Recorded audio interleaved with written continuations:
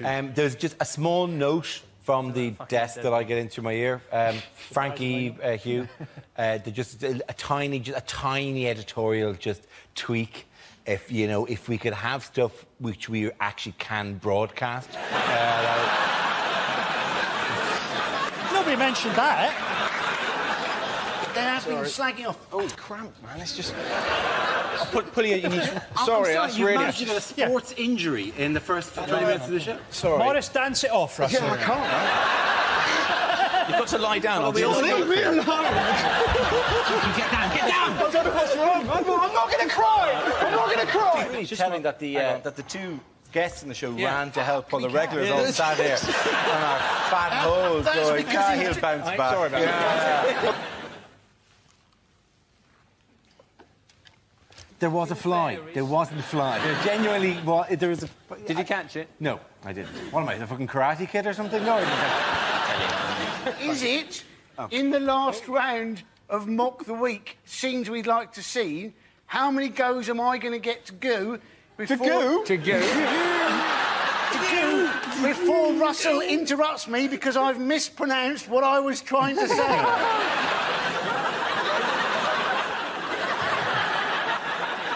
The way you three, particularly like that looked like the evolution of man. They could be walking like that. We'll have to turn that way.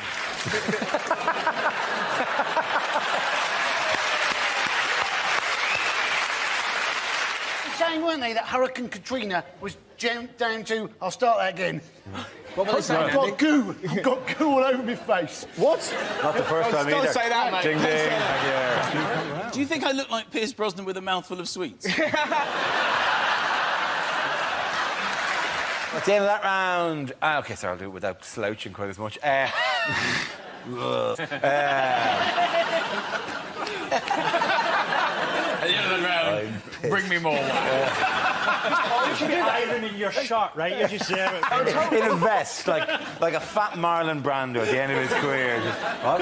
Oh, yeah, points for Russell, and then back. As it's the last week, let's just have you with, like, a rotisserie chicken.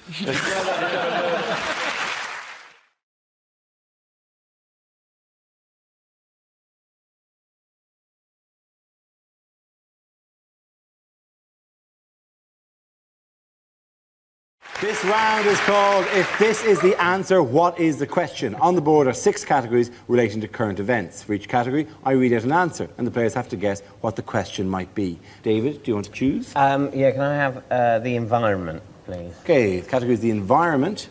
The answer is between 19 and 23. What is the question? Is it where the postman puts mail for number 27?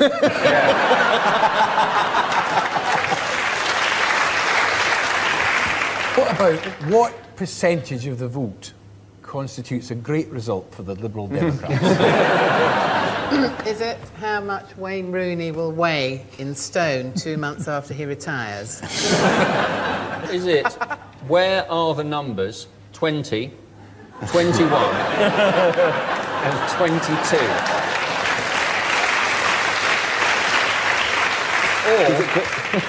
Or, if you're Peter Stringfellow, how old is too old? Is it the number of times I'd listened to the Coldplay LP before slipping into a fatal coma? Is it how many people actually care about the environment? I mean, actually, genuinely care. Don't say they care, but actually care about it. At a gut level. Well, let's face it, we all have far bigger and more tropical fish to fry. Greenpeace constantly thump on about how we must save this planet for our children, our children's children, and our children's children's children. But hold on, what if they don't have any children? They might not want children. Let's not spend what is quite a lot of money on hypothetical children. Yeah.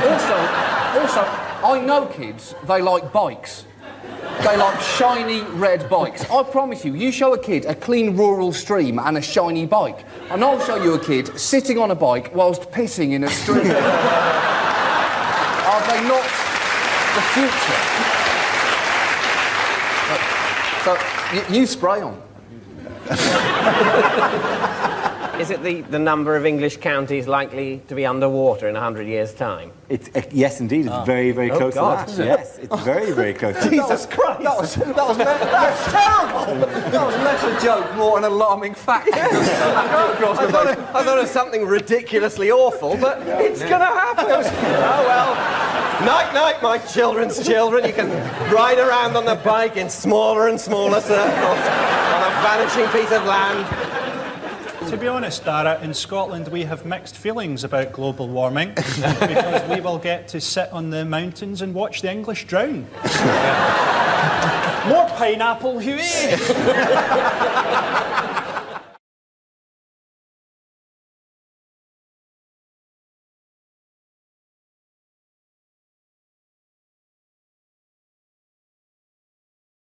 You know, the vote went against Cameron because Parliament were very worried that going to war is like a mobile phone contract. It's very easy to start, it's impossible to leave, and it's very expensive when you're abroad.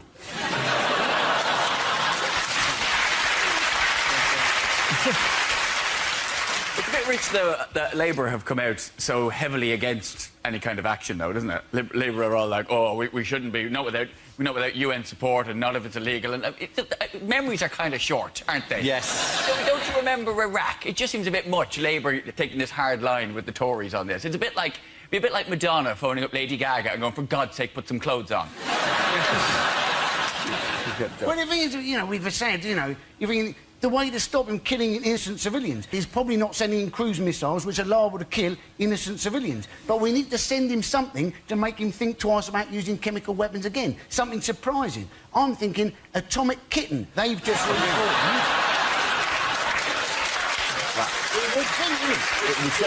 You know what? Of the many criteria in which you judge that, I think surprise, it definitely rates very highly. Which lineup of Atomic Kitten are you planning to send in? Well, if you send in Kerry Katona with a credit card, she will bankrupt the country. Kerry Katona would bring more chemicals in, though, so... According to Obama now, this is going to harm the special relationship, and John Kerry as well has said that the special relationship is now in jeopardy, which I think is good, because I think the special relationship has always been a bit creepy, especially when you consider the age difference between the UK and the US. The special relationship fell apart about 10 years ago, didn't it, in Love Actually, when Hugh Grant was in charge? Is this why you chose politics as a choice? I always think, you know, if you're not sure on something, give it a go. It might be for you. How has Obama reacted to this, then? Oh, very badly.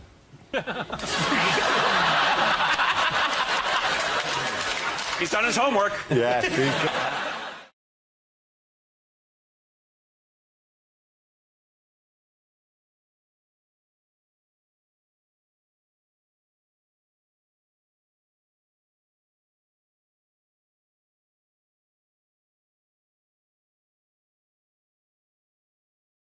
Can we move on to the actual meeting itself, the Conservative Party conference? How has that gone? How have the Conservatives, in the light of all these scandals, won back the hearts and minds of the British public? Cameron wants to bring back the idea that you'll have your own doctor again. They want to extend GP hours and also have you don't just see the annual GP, you'll have your own GP, which I like the idea of, because my surgery, you don't know which one you're going to see. And sometimes when you arrive, we've got one of those electronic arrive for your appointment things, rather than talk to a receptionist. They feel there's a more efficient way of spreading disease if you all have to touch a screen.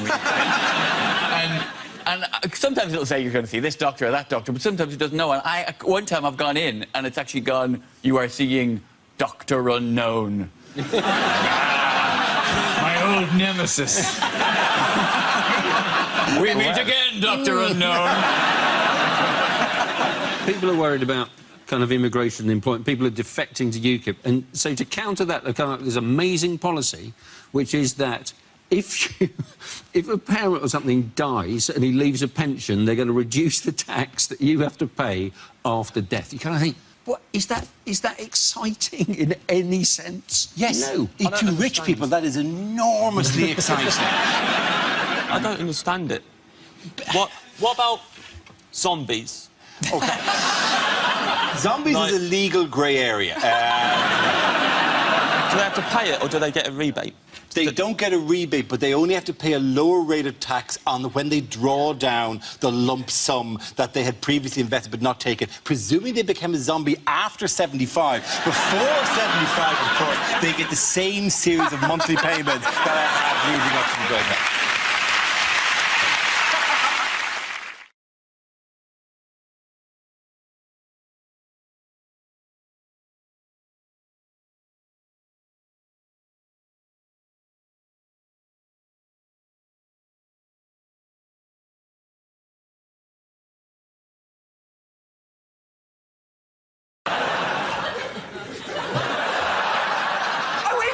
Invisible in this fucking jacket.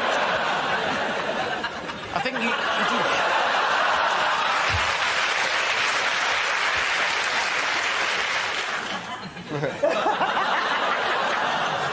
Tonight on Russian cookery, cyanide, polonium, and a crab stuffed with explosives.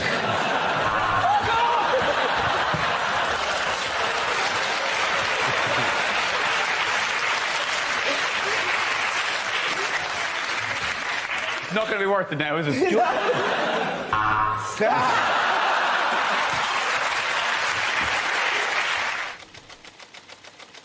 And the first topic is that bullying? Who wants to come in on bullying?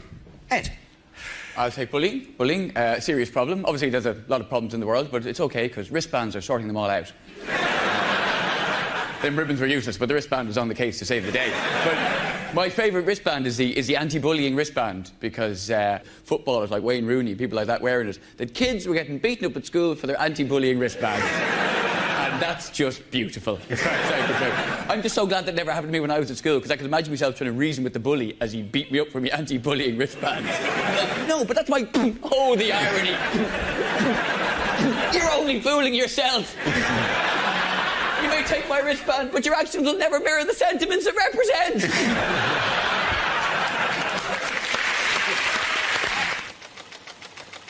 The subject is health scares. Who's going to come in? Ed. Well, of course, there's bird flu, which has killed about as many people as have died of vending machines falling on them. And we're very worried about that. Apparently, the reason we're supposed to be worried about it becoming an epidemic is because apparently this is the science behind it. Somebody could have regular flu. Apparently, right? Somebody could have regular flu and then could catch bird flu as well. And then theoretically, hypothetically, scientifically, the two could mutate inside that person and create a super strain of bird flu that's airborne like regular flu, and then there could be an epidemic. It's possible. Why don't these scientists smoke a joint and lighten up? Is it not also possible that someone could have bird flu, eat a chicken wing, and then be given the power of flight? Is that not on the cards? I feel a bit sniffly. I went to KFC, had a chest X-ray. Next thing you know, the next stage in our evolution. The subject is taxis. Who wants to come in on that? One thing I don't miss about London is London cabbies. I used to live in Muswell Hill, a leafy suburb of London, about 6 miles north of here. That's what I thought when I bought the house. I get into a black cab in London's fashionable West End. Turned out I lived in the arsehole of nowhere. Because I'll get into a black cab and I'll go, Muswell Hill, please, and I'll get this. I go, no, mate, I'm not going that way. Like he thinks it's a bus he's driving. What do you mean you're not going that way? I'm not asking for a lift. You know, whenever I get this now, I just get in anyway. I go, right, fair enough. Where do you want to go? Oh, spins them right out of that nose, doesn't it? You what? Come on, where do you want to go? I'm paying. No, mate, it doesn't work like that. Yeah, that's what I thought. Muswell Hill, please. The first topic is entertainment. Who wants to come in on that? Edburn. I was watching a DVD the other day, horror DVD, Hostel Part 2, not a very good film. Should have twigged by the fact that it was a sequel to Hostel Part 1, also not a very good film. Hostel Part 1 is about men being tortured to death in an underground bunker for the pleasure of others. Hostel Part 2, women being tortured to death for the pleasure of... Oh, they've really flipped it. Hostel Part 3, I imagine hermaphrodites up for the chop. Anyway... I'm about to watch this film, and before I watch it, I have to sit through the DVD piracy warning, which I think we can all agree is beginning to get on our collective tits.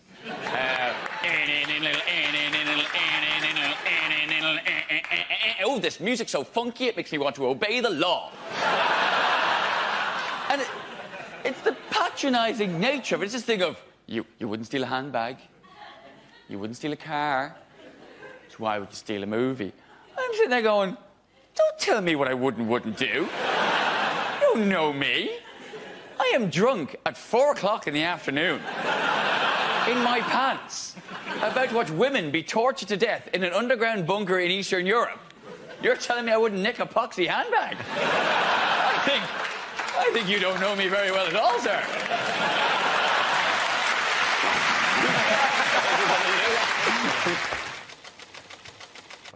Subject is young people. Brian.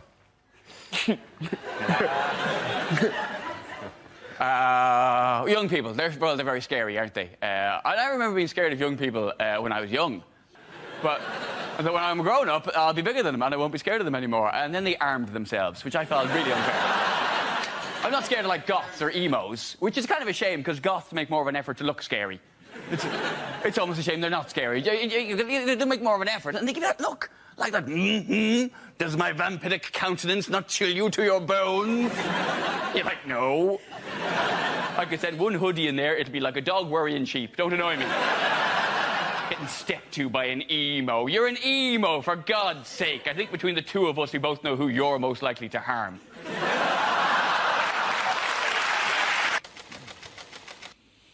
The subject is celebrity. Who wants to come in on that?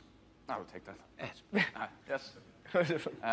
No, I'll take celebrity because, you know, I suppose, I'm a celebrity. You know, I've got that sort of... I'm on telly, occasionally. I'm on it right now. So that's fair enough, you know. But I'm not like famous. I've got that sort of halfway house. I'm not like household name, but I'm not nobody. I'm sort of like that bloke. What's his name? You know, like people will say, oh, I saw that Ed Byrne on telly. And the other person will go, who? You know, oh, you know, the Irish guy, comedian. What, the big guy with the bald head? No, not that bloke. And it's weird when you got that sort of in-between thing, because, you know, I'll tell you what I get a lot, particularly in England, is I get people coming up to me to tell me that they don't know who I am. Seriously. Which to me seems a bizarre thing to cross a room to tell somebody, but you would be alarmed how often someone will come up to me in a pub or a club and go, apparently you're on the television? I've never heard of you. Really? My family used to own a dog called Layla. What? Sorry, I thought we were playing swap information neither of us gives a shit about. No?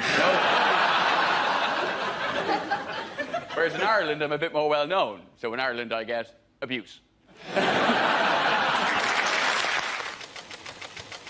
Kids, who wants to come in on that? Ah, sweet. Ebra. Sorted. Know about this now. Ah, yes, kids. I became a dad 9 months ago. And I haven't let it change my life completely. And that, well, the one thing I'm worried about is I don't want to be one of those people who prefaces a statement with the phrase, speaking as a parent. Speaking as a parent. Gather round, everyone. He's speaking as a parent now. Quick, no, bring in the people from the other room. He's speaking as a parent. No, he was only speaking as an arsehole before. Now he's speaking as a parent. Yes, oh, sage one, speak. Tell us your wisdom. Impart your knowledge. Speaking as a parent. Doesn't it make you want to stab them as a maniac? Because the thing is, you read the books. There's loads of books you can buy on being a parent. That's why, there's millions of books, in fact. That's why I get really annoyed when people use that excuse for their bad parenting. They always come, oh, well, you know, kids, they don't come with an instruction manual, do they? No. You have to buy one. They're like £7. But with the books, the one thing the books warned me about, it hasn't turned out to be a problem. Books warn me that sometimes the man can become jealous of the affection the woman gives the child. I've not had... The only issue I've had in that direction is that when I burp, I get frowned at, and when he does it, he gets a round of applause. That's not fair. Why is his wind so much more important and exciting than mine? My wife has spent anything up to an hour trying to get wind out of him. Will she pull my finger? No, she will not. The first subject is parenting. I'll take this. We have 2 children in our house. 2 boys. One is 4 months old and the other is 21 months old. Yeah. We didn't want there to be too big a gap, so my wife had them both by cesarean.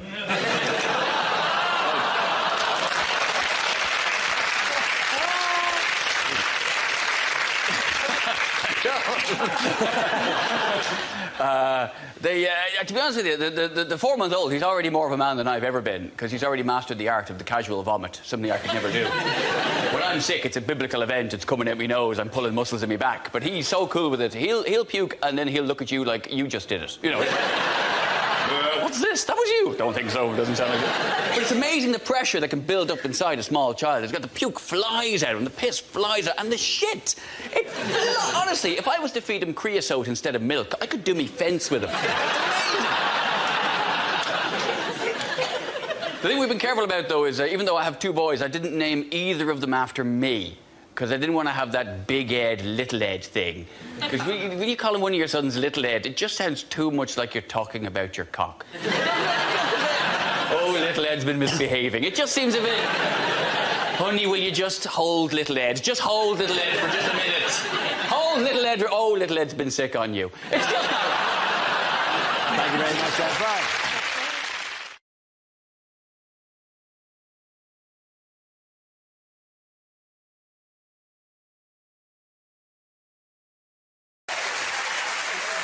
Next round is called If This Is the Answer, What Is the Question? On the board are 6 categories. Hal, which category would you like?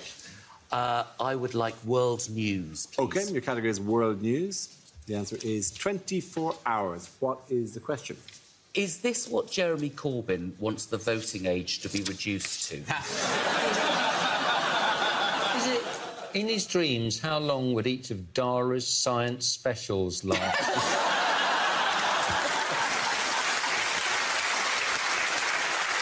We love the science. I feel there's a lot that we can all learn.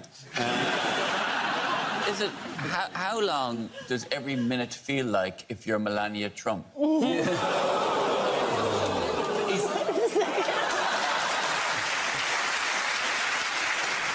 it how long did it take me to actually find the exit once I'd bought my tea lights in IKEA?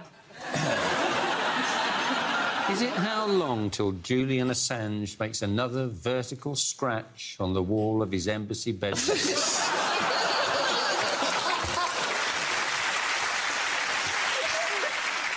it how long is the time between my mum's 2-part text messages?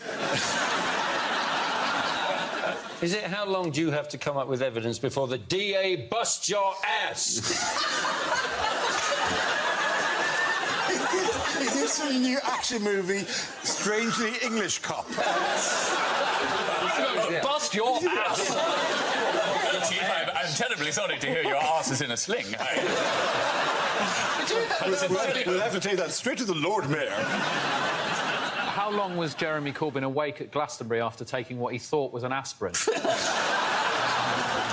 Does anyone know the correct answer? The correct answer is... Yes? How much warning, apparently, are we going to get before Donald Trump comes on a visit to the UK? Absolutely right. Thank you very, very much, Hugh.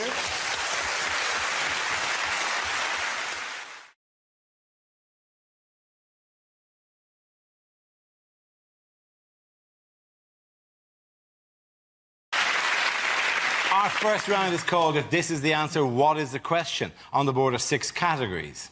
Stephen, which category would you like? The economy. OK, the economy it is. The answer is £100 a day. What is the question? Can I just say I'm very excited to be here, by the way, and if things don't go too well, I will be playing the race card.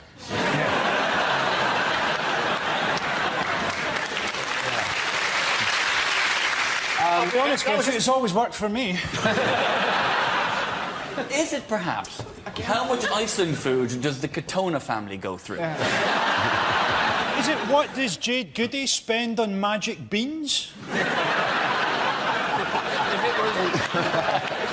Is it how much more was Joseph Fritzl spending on groceries than seemed normal for a family of his size? Yeah, I know we're spoiling that dog, Joseph, but nappies and flip-flops. Is it how much does Max Mosley spend on plasters? Did you read about that? Spanked for 5 hours. It'd be horrific. I hate it when I stub my toe. Yeah, but you don't stub your toe with your arse. Is it how much could you earn if you answered this ad? Work from home, must be gullible, no skills required. Is it how much is Brooklyn Beckham's pocket money? Is it how much would I pay somebody to dress up as a lion, go to IKEA and hide in a cupboard?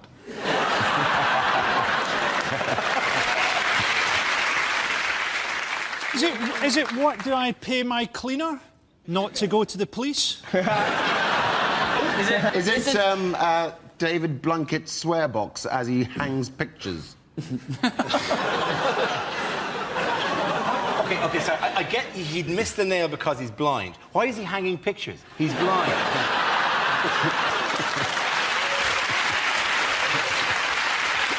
It is something genuine to do with houses, isn't it? It is something to do with houses, yes. What's the average house price going down by? That is exactly right. Well done, Frankie Boyle. There you go. I would like home news, please, Lovely. Dara. Home news it is. The answer is 1 year. What is the question? What would be an appropriate prison sentence for people who use the phrase hollybobs? Not the answer, but I'll take it. Is it how long the BBC have left now they've lost Bake Off? And the clock is already ticking. Yeah. Is it in a Wetherspoon's kitchen? What is the chef's equivalent of the 5-second rule? Is it Southern Rail's estimate for a London to Brighton journey?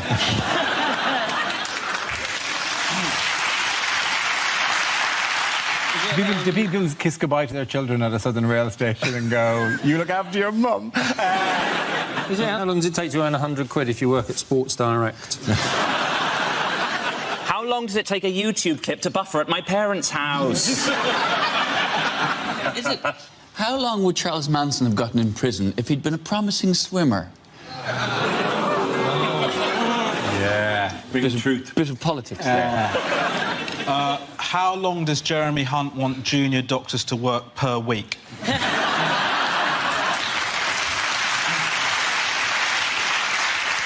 OK, so under Theresa May's education reforms, how much of a carefree childhood will children now be allowed? Is it how long would it take to rewatch all of Dara's TV appearances from the last month? Very good. Thank you very much. If I make a joke about ISIS in the queue, how long will it take me to get through airport security? OK, is that the correct answer? I think. How long has Jeremy Corbyn been leader of the Labour Party? It is indeed. Thank you very much, you there. Well done. Science, please. Science, yes. Whoop! Science! One up our team. Your category is science. The answer is 7 months. What is the question? Is it how old Princess Charlotte will be when the Daily Mail start commenting on her weight? Is it how long does my nephew think I've been playing hide and seek with him? Is it how long until Sepp Blatter gets bummed in prison? Is it how old was Jack Whitehall when he first appeared on this programme? Is it if I get a 30-second advert before a YouTube video, how long does that feel? Skip it in 5! You can't always skip! You can't always skip! Some of them you have to prove you're over 18 as well. It's a nightmare. Is it if I was in charge, what would be the prison sentence for saying chillax? Is it how long does it take to get to Glasgow on a megabus? Yes, a megabus. I am the accepted As if face. you've ever gone on a megabus. I'm on every megabus, Pat.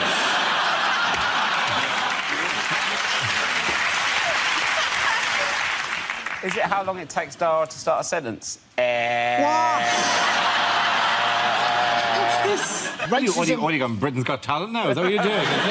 So actually, I really haven't got over that Britain's Got Talent thing. You brought it up out of nowhere 2 weeks in a row, Dara. I will continue to until I hunt that man down and kill him. It wasn't the fact that he did it. It was the fact that it was a snippet that they chose in all the acts. They said, oh, they'd like 1 second from each act. And his was just him going, and a number underneath. 9888999. I know, but... There's more to me than that. Is there? No. Seemingly not. Is it to avoid suspicion, how long is Mo Farah planning to run his next 10,000 metres in? OK, can we move to the correct answer, please? Is it how long it took for me to get over seeing my dad in the bath? That's very quick, actually, isn't it? Yeah. It took me 4 years. Really? What's he doing looking at my dad?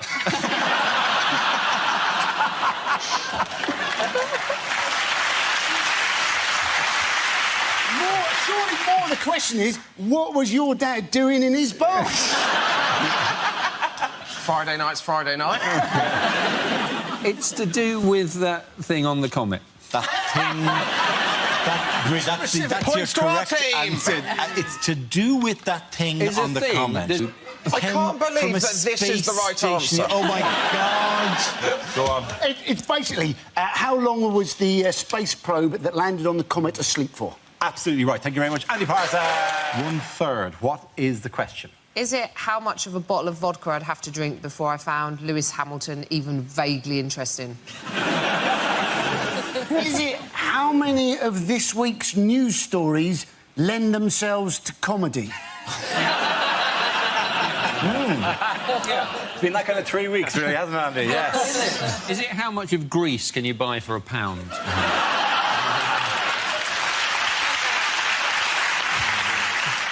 Is it how much of Kim Kardashian is made up of arse? Is it, of all of the children that I taught maths to, which proportion of them genuinely had a future?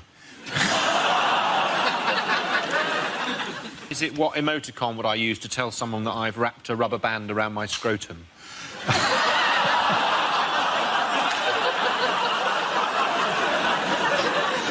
Is it what I'm always missing from a threesome?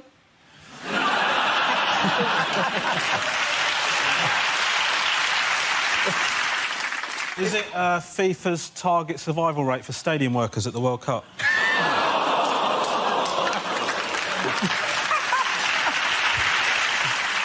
Is it, according to legend, how much of you is your head? Yes. It should be noted. I'll tell you what it could be, answer. What proportion of that team have I seen completely butt naked?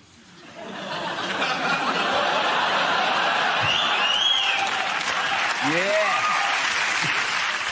Are there any who've got any answers to a question? I feel like I'm going to ask for 10 minutes. Is it how many of the words spoken by Kanye West are about Kanye West? The way you pronounce Kanye West is incredible. Well, it's like you're asking somebody if they're able to West. Like...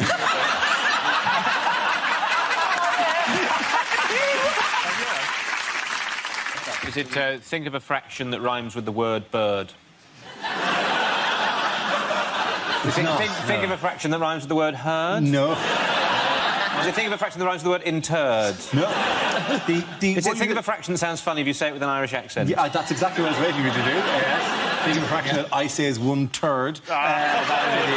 What a funny country. Isn't it?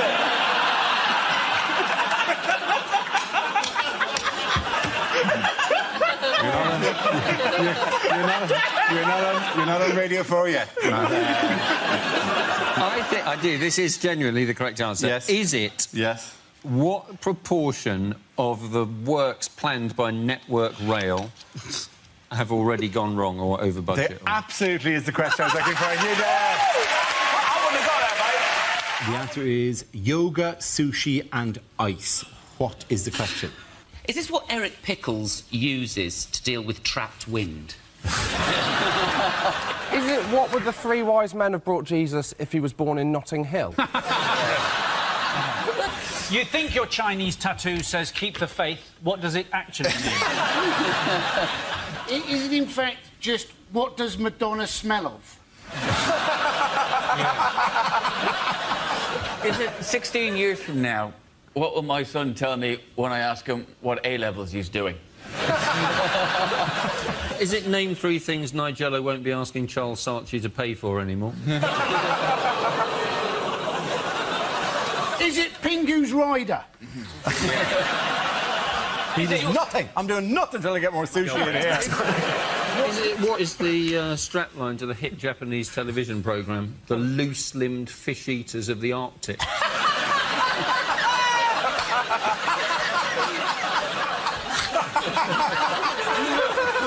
Is it what answer will you get if you ask Paris Hilton to name the elements? Is it, if you own a bar in Soho, what should you call it to guarantee it'll always be chock full of wankers? Is it simply what are 3 things which are very difficult to sell door to door? It is name 3 things that can make you lose the feeling in your legs. Sushi. Yeah. Do you know what sushi actually is? Is it what Andy Murray uses to keep up his training regime? It absolutely is. Well done. Ava, which category would you like?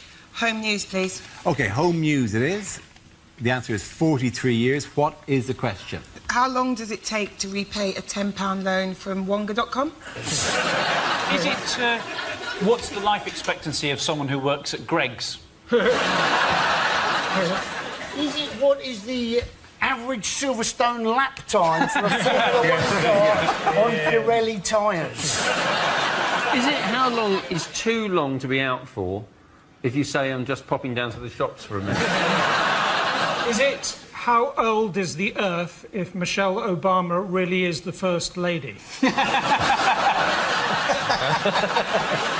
Is it how old did Dara look when he was 25? No, you laughed first. Oh, that's sweet. You can't pretend sympathy when you laughed first. Is it, in fact, how long have my parents regretted using pulling out as a contraceptive?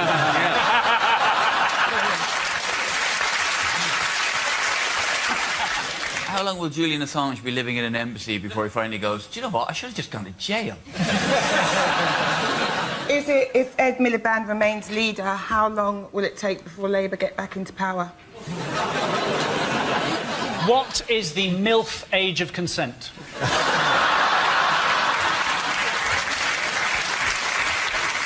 OK, if you put in a ready meal 43 years ago, how long has it been ready for? Can I have the correct answer, please? Can I have the correct answer? Is that not the correct answer? No, it's not the correct answer. More of any of you have even attempted to do the correct answer. It's in how many years will Brazil be ready to host the 2014 World Cup? Yeah. Genuine proper answer is how long can Gerard Depardieu balance a spoon on his nose? Could have anything that even vaguely resembles a topical news story. OK, is it how many years' worth of shale gas are they claiming there is now under the British Isles? Absolutely right, Chris Addison. Absolutely right. Politics, and the answer is 9%. What's the question? Is it percentage of British people without sunburn? Yes. In this room, I think. Is it the percentage of British men who bought for their wife 50 Shades of Grey, then tied them to the bed and pissed off down the pub? Rounding it up, what % of Jesus' disciples turned out to be a bit of a wrong-un? Is it what percentage of people at a Michael Bublé concert aren't using Tenna Lady? Is it what percentage of EDL members can spell EDL? At what point would I normally start running around the room going, have you got a charger? Have you got a charger? Is it for how much of history has Bruce Forsyth been alive? As a relatively successful stand-up comedian, how much tax should I be paying?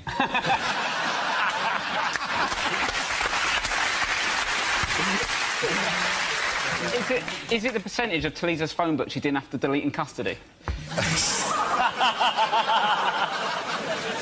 What are Edward Snowden's chances of making 40? What? I'm not going to kill him. Are you sure you weren't initiating the murder of Edward Snowden? Unless this is a sleeper cell that I really hadn't known about. You definitely offered me £100 backstage to kill Edward Snowden. It definitely happened. To be honest, you're a Geordie. You'll do anything for £100. What proportion of the UK electorate think UKIP is in fact a sleeping tablet? OK. OK. I know I say these words a lot. The real answer is... I need to use words. What gradient of hill makes Chris Froome go, that's a piece of piss? How many Glastonbury Festival goers are still chilling out in front of the pyramid stage? Is it how much of the show will be over by the time you get the correct answer to this? What percentage of this panel will still be alive when Dave show the final repeat of this episode? Amen, brother. I would like to... OK. Sorry, genuinely, the correct answer if you can, please. Genuinely, Yes. what percentage of people actually can't believe it's not butter? Yeah. Is it genuinely... What percentage of Dale Winton's skin has not been replaced by a world of leather? Please, can we just have a proper answer for once on the show? Is this the MP's pay rise? Is this how much our MPs pay due to go up by? Absolutely right. Thank you very much, Edward. Catherine, which category would you like? Sport. OK, your category is sport. And the answer is 32 days. What is the question? Is it at what age was Ramesh able to achieve a full beard? It's a celebration. It's a celebration of your culture. Is it, according to the people I recently bought a couch from, how long is 10 working days? Is it due to BBC budget cuts? How far into the future is Doctor Who going to be travelling in the next series? How long was my friend Lee in hospital when we saw the sign for Burnley? Is it how would Joey Essex describe a fortnight? The total amount of time that an average Big Brother contestant has spent in full-time education. How long does it take the elephant man to exfoliate? Oh, what? Yeah. Too soon? Yeah. According to his tax return, how many days did Gary Barlow work last year? Is it the number of days before One Direction can safely give a urine sample? Is it? Can you think of a rhyme for songs of praise? They're really getting I think I've actually genuinely lost my mind. OK, can we need to move towards the correct answer if we can, please? What length of menstrual cycle would keep you permanently nervous? Is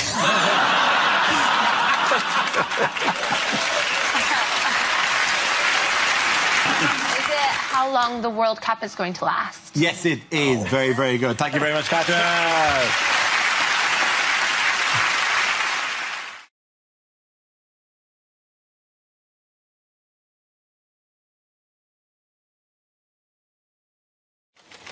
And the first subject is identity. Who wants to come in with that? Josh. I had to sign for a parcel recently. That's got a lot more difficult, hasn't it? It used to be simple, didn't it, when you get a pen and a piece of card? Now you're given this kind of digital screen and plastic stick. And all you can do is some kind of zigzag up and down line. That bears no relation to any signature that has ever existed ever. Is that your signature? No! It's not the mark of Zorro. So you're checking this at the post office going, I've got bad news. Zorro is back. And he's signing for every parcel in the United Kingdom. I struggle filling in these forms, but I filled in the census last year. My favourite question was on the final page. There was a question that said, please fill in the details of anyone that doesn't live with you but stayed over on the night of March the 23rd. That's going to be very awkward if you've just had a one-night stand, isn't it? Good morning, a few questions. What is your occupation? What do I want to know? Well, I'm telling the government, actually, yeah? It's not the kind of thing you just drop in, just go, morning, do you take sugar in your tea? Also, would you describe yourself as Caucasian? Thank you very much, Josh Wilson.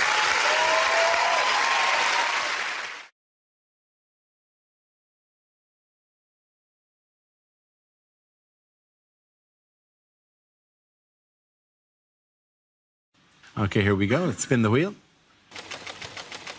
And the first subject is health. Ed Campbell. So, in the last 3 years, I've lost 6 stone in weight. Cheers. No, too late.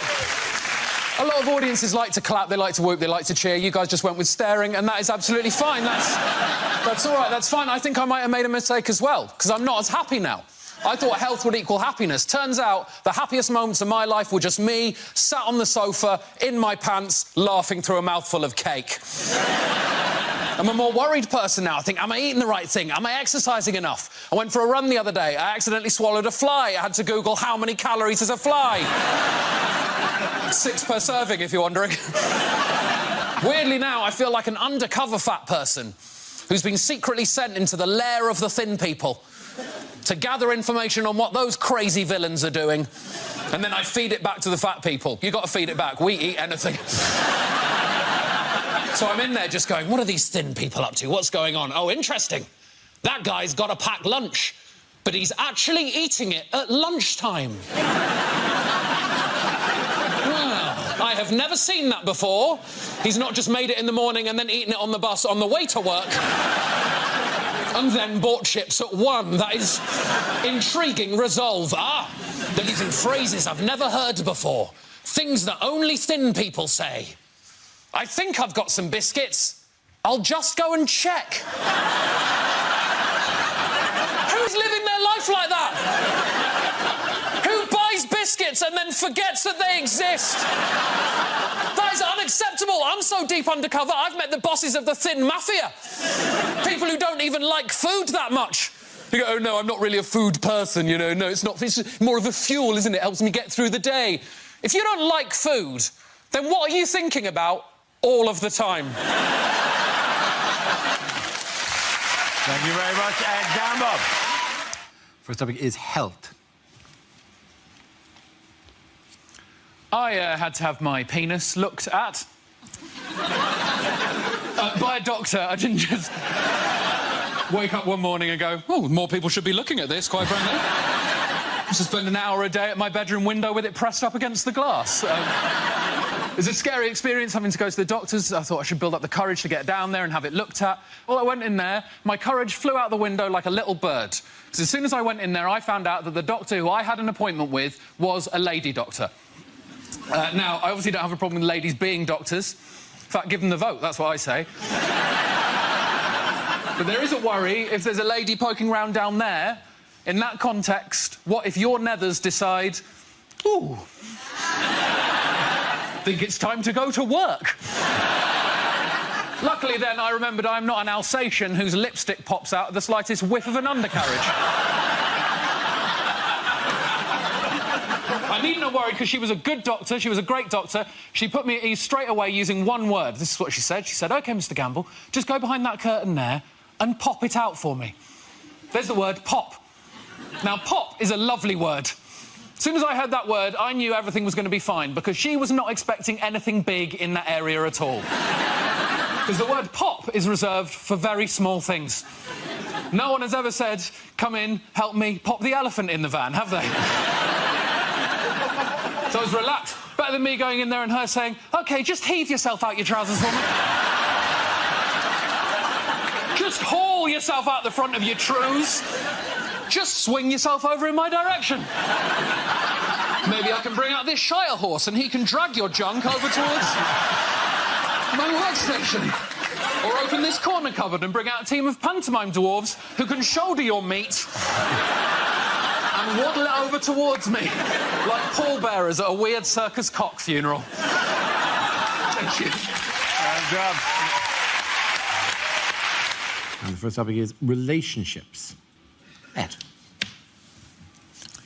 So I've just moved in with my girlfriend.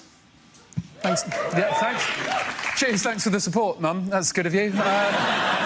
It's good, it's exciting. The first time I've lived with a girl. Obviously, we're finding out a lot more about each other that we didn't know before. What I found out about her is she's kinder, funnier, more sensitive than I ever realised.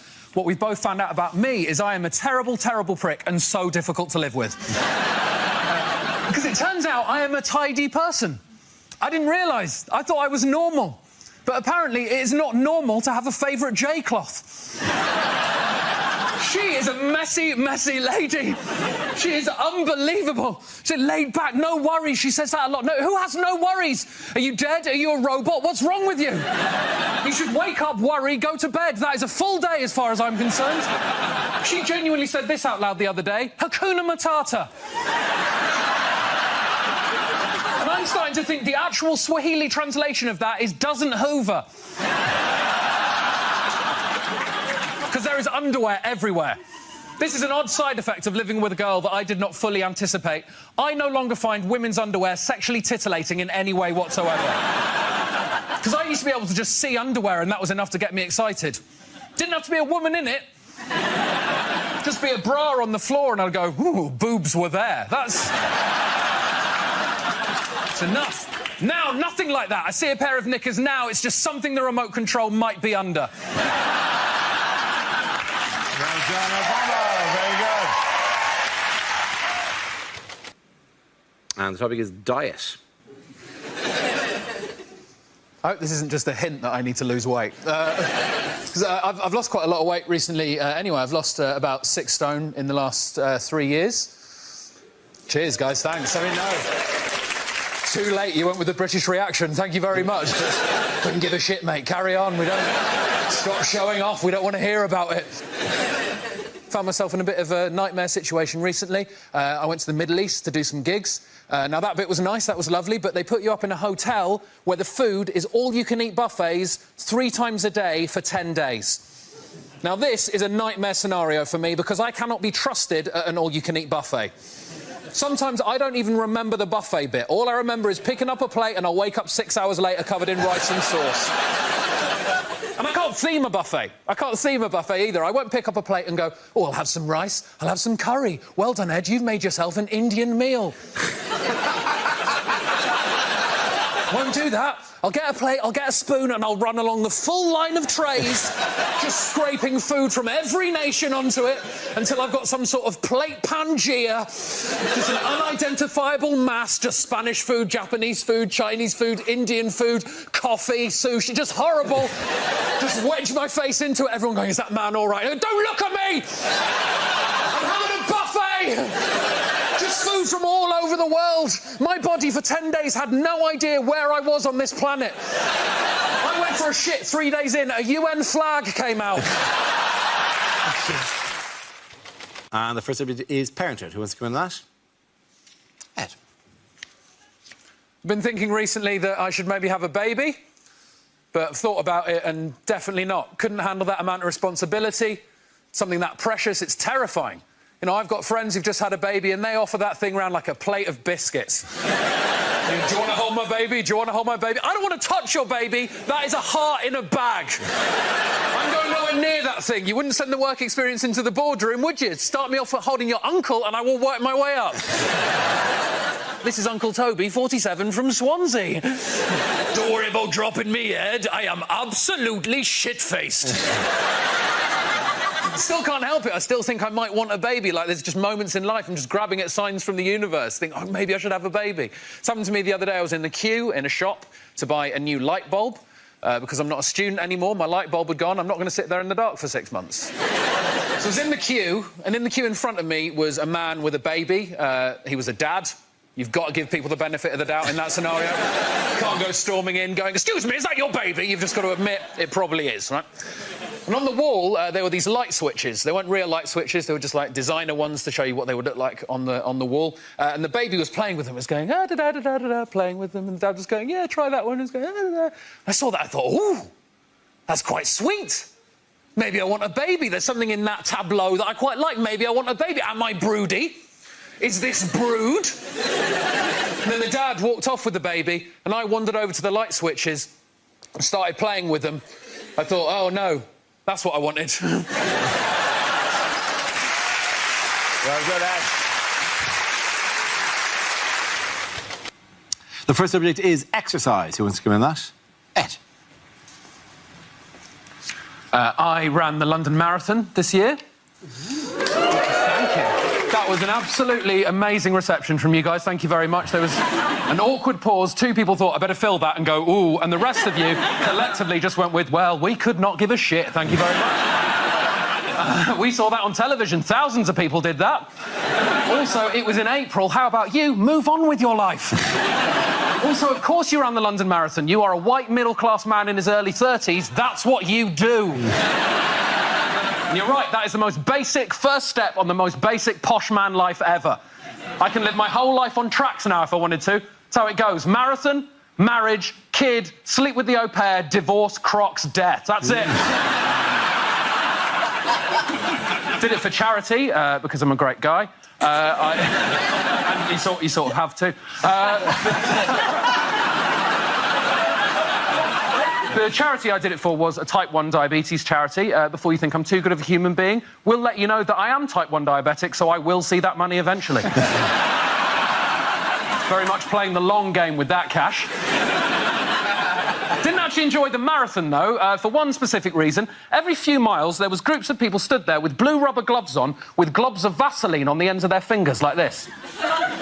Now, at the time, I had no idea that they were employed by the marathon. You're supposed to run past them, take Vaseline, rub it on any areas of chafage. I had no idea they were supposed to be there. To me, that just looked like some sort of horrendous motivational technique. You better keep running, boy. You better pick up the pace. Otherwise, it's examination time. You got an appointment with Dr. Fingers. Thank you very much.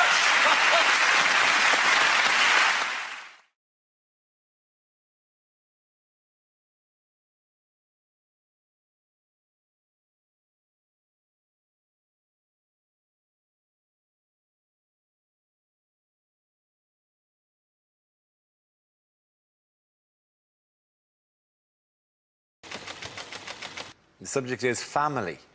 Who wants to come out of that? So, it wasn't easy growing up trying to be a little liberal kid in the most right-wing family in the whole of my town. My dad was the most right-wing person I knew, but always quick to point out, I'm not racist, but. That was the danger word. I'm not racist, but. Or the latest remix, which is even more innocuous and dangerous. All I want to do is have a sensible discussion about immigration. Yeah?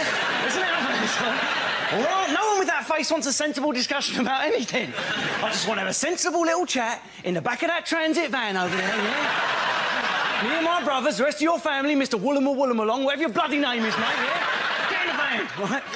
My dad even managed to be prejudiced about my first car decision. How'd you even achieve that? By British or German. Do not bring Crappanese onto my driveway, boy. Not only that, but I chose a hybrid car. Part electric, part petrol, papa, right? Another question mark hanging over my sexuality. It's the noise of it when it drove off. Thanks for Sunday lunch. Bye, Daddy. Thank you. Well done. Good man. OK, that leaves us with Milton. Let's see what you've been left with. Let's spin the wheel. And the topic is jobs.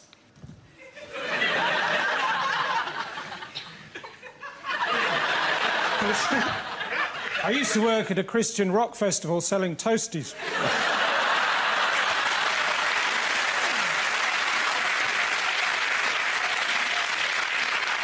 The best day was when I sold this Jewish bloke some yellow ham.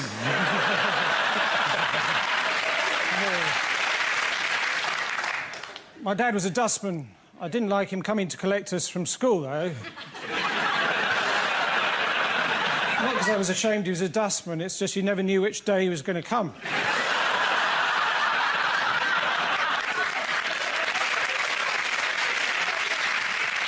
The rest of my family were police marksmen. Apart from my grandfather, he was a bank robber. He died quite recently, surrounded by his family.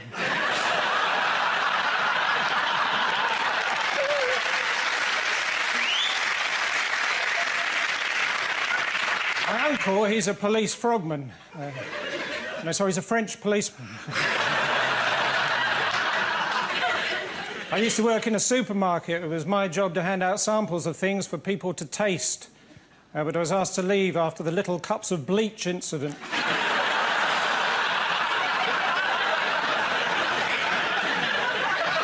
After that, I worked in a pathology lab. But I was asked to leave after one of my reports said, cause of death, autopsy.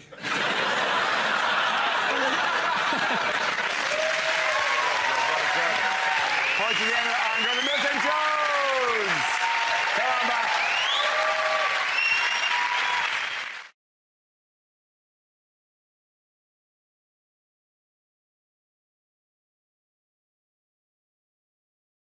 Our next round is called Headliners. Here's a picture of America's former power couple, Bill and Hillary Clinton. But what does CADC stand for? Is it cheerleader's arse distracts Clinton's? I think they're saying goodbye to Barack Obama. Cheerio and don't call. Clinton's assassination dreams continue. Clinton announces deepening chlamydia. How about Clinton's accept defeat childishly? What, how would you do it? Would you just go, oh, you're the winner, you're the winner. I'm Barack Obama. Is it Carl...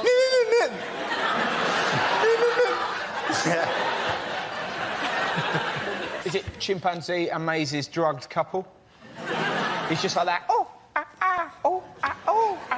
And they're like... That would amaze me. I'm sorry, no drugs involved, but that would amaze... If a chimp went... you go. That is one hot chimp. Come on, that would amaze you if they can train them to move a piano. Or make tea. To be honest, how much money would you love to go to London Zoo just to see one day a pole dancer training a monkey how to dance? Let's do it. We've got clout. When he's in the highest office, when you're premier. To be honest, that is number one on the list. Is it Clinton's address Democratic Convention? It is, of course. Well done, Hugh. Very good.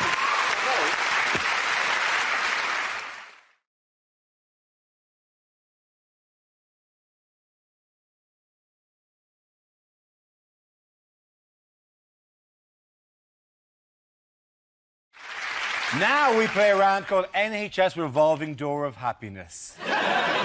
This game involves Michael, Andy, Frankie and Russell, so if you could make your way to the performance area, please. This is where we test our performers' stand-up skills. We spin our high-tech news generator and it randomly settles on a topic and anyone can volunteer some jokes about the chosen subject. The team producing the funniest stuff gets the points. OK, here we go. The first subject is... Let's spin the wheel. It's travel. Who wants to come in on that? Andy Parsons. Now then, it is quite tricky, isn't it, travelling at the moment? You go over to America, they actually fingerprint you now, ladies and gentlemen, but only 2 of your fingers. So provided you've used only 8 fingers to commit a crime, you should be absolutely fine. America, of course, the self-styled home of democracy, when, at the moment, their current president is the son of a previous president, and it looks like their next president may well be the wife of a previous president. What a democracy, hey, ladies and gentlemen?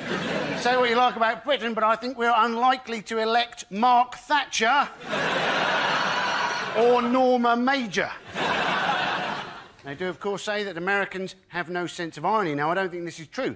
I think Americans do often have a sense of irony. What they often don't have is a sense of self-deprecation. Only in Britain would we have a best-selling book entitled Crap Towns, and they'll have to produce a second book, Crap Towns 2, because too many British people had written in complaining that their town hadn't made the first book. Thank you very much, Andy. Right, let's spin the wheel again. The subject is relationships.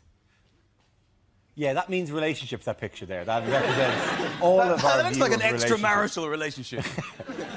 Good. Hello. I've taken this subject. Yes, I am in a relationship with my wife. Thank you.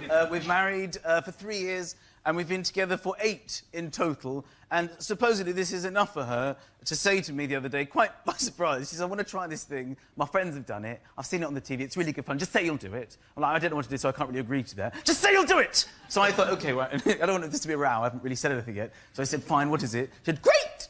We can write a list. It really took me by surprise, of 5 people we're allowed to sleep with from outside of the marriage. I thought, are you joking? Are you serious about this? It's really good fun! I've already done my list. OK, fine. So I humoured her, so I compiled this list. She gives me her list. I just wanted to run it by you girls, because I felt it was kind of predictable. There were no surprises, usual suspects. George Clooney was number 1 on the list. Brad Pitt was on the list. Justin Timberlake was on the list. She's like, give me your list, give me your list. So I give her my list. Number 1, your sister.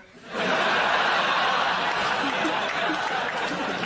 like, where are you going? I'm going to phone your sister. You didn't think this through, did you, darling? Why don't you try George Clooney's agent? Thank you. That's my joke. Well done, Michael. Thank you very much.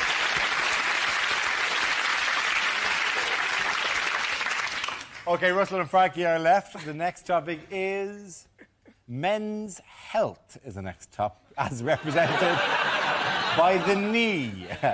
The window on the man's soul, the knee. Well, we've all been there, let's be honest. Jesus. And it's got quite a nice pant ferret there, which is a bit of hair. Never mind. Hey, we all call it our pan ferret, don't we, children? Men's health, basically, it's quite an embarrassing story. Because it's terrifying when you go to the doctors and you're so scared. I turn into a 6-year-old boy. I'm totally unable to explain what's wrong with me. I'm like, doctors like that, what's wrong with you? Who did this to you? Dragons. And you're sat there, terrified. 3 times in my life, I've been convinced I've got testicular cancer. Every single time, it's been an ingrowing hair. It's, yeah, funny. It's getting to the stage. I need something terminal just to stop me looking like a massive pervert. You know, it's that... There's no way of getting comfy when you're having your balls checked, because the doctor's like, obviously, my balls aren't that big. If you sat there, well, you do appear to have a problem, Mr. Howard. You appear to have camel's gonads. But you don't know where to put your hands, you know? You can't sort of do that or anything. I toyed with the idea of doing that, but... I wish I'd been courageous enough just to go... But I didn't. I sat there like a timid T-Rex as my penis gently shrunk. And it's horrible, because the only good thing about going to the doctors is the ladies' magazines. You know, it's always the same. I found love in Falaraki. The most orange woman you've ever seen. Like morph in a frock, clinging on to some terrified waiter. He gives me love 24/7. Cut your own fish fingers, Darren. He's a keeper. You're literally flicking through. When you get to the middle, that's when it gets properly ridiculous. There's always some woman staring at that. There's a ghost in my womb. I was walking downstairs. It flew out me vulva. It were Henry VIII. That's the only good thing about going to the doctors. Thank you very much for your time.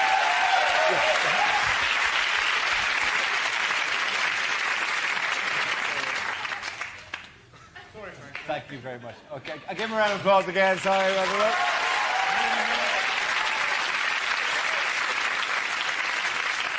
Well, now that we've comprehensively dealt with the topic of men's health, Frankie, let's see what you've been left with.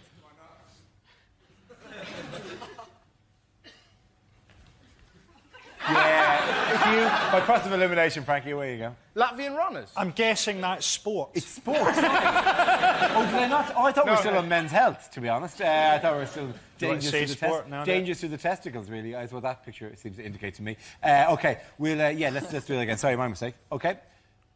Do you want to go? Yeah, there we go. Frankie, let's see what you've been left with. I'm guessing sport. They say that the Olympics is going to rekindle English national pride. I mean, come on, for 9.2 billion, you could have written "fuck off Germany" onto the moon.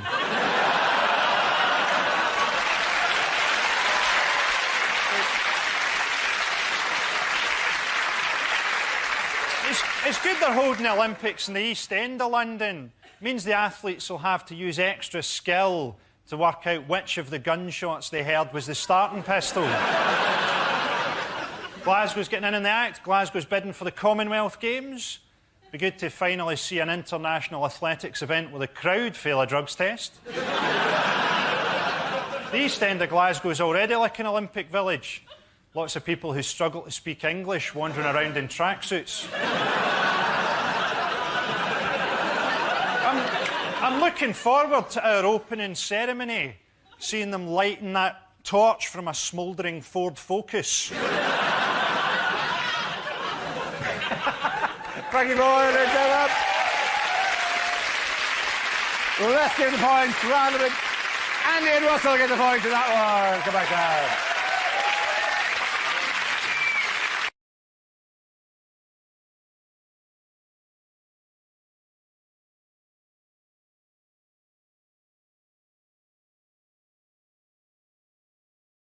In space news. In space news. A question from me now. In space news. what has been concerning scientists this week? Oh, is this really space news, or is this just something Brian Cox has texted you? Brian Cox doesn't text him anymore, does he? He doesn't anymore. We've had a conversation about it. Brian and I got kind of close and Ed got angry.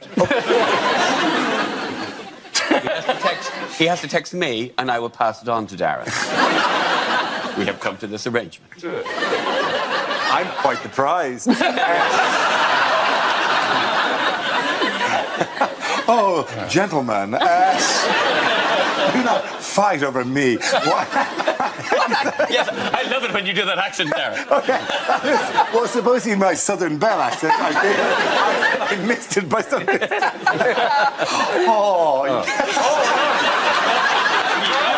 Really? Not good at accents. But let's give it one more go.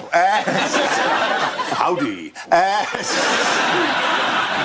In space news, what has scientists been concerned about this week? Asteroids, near-Earth asteroid collisions, no? Yes, absolutely. And what do they plan to do about them? They think that they can... That, by the way, that, we should just reassure you, is an artist's impression. We now go live to outside. That's not Tim Peake's view from the space station. Uh-oh. They're trying it on a specific asteroid, which is called, I think it's called Diddy Moon. Diddy Moon? It's difficult to be afraid of something called Diddy Moon, isn't it? I think we'd be a lot more terrified if it was called, like, Mega Dynamite Fuck Rock or something.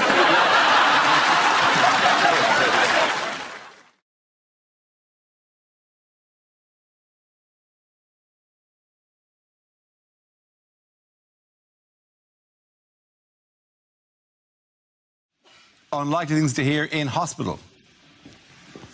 Welcome to the Jeremy Hunt wing.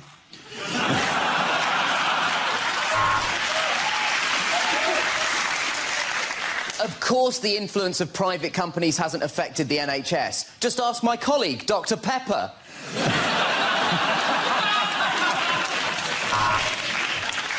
And your cancer specialist today is Noel Edmonds.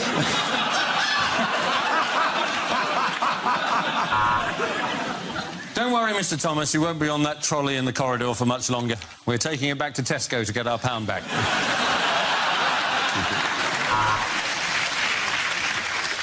I'm afraid we're going to have to pull the plug because it's wedged really high up there.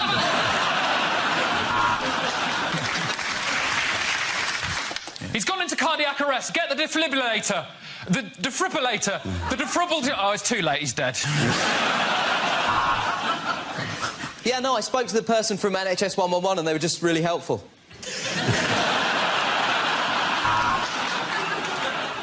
The good news is your father is comfortable. In fact, I've been sitting on him all morning.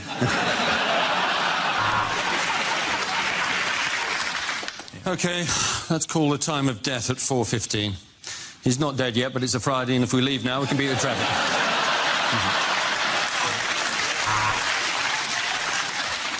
For goodness sake, Mr. Wallace, please take your penis out of there. That's not what organ donor means.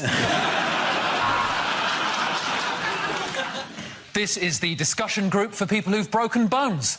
Welcome to Snapchat. Now we're going to need to put you to sleep, so I've got 2 tickets to see Dara O'Brien live in Belgium.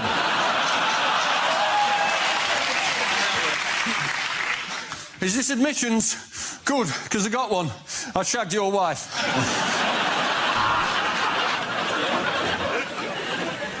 The good news is we're ready to take you into theatre. The bad news is it's a theatre in Brussels.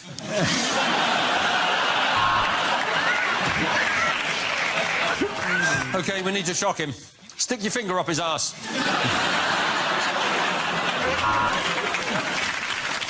We've given your wife gas and air. And by that, I mean I farted and the nurse opened a window.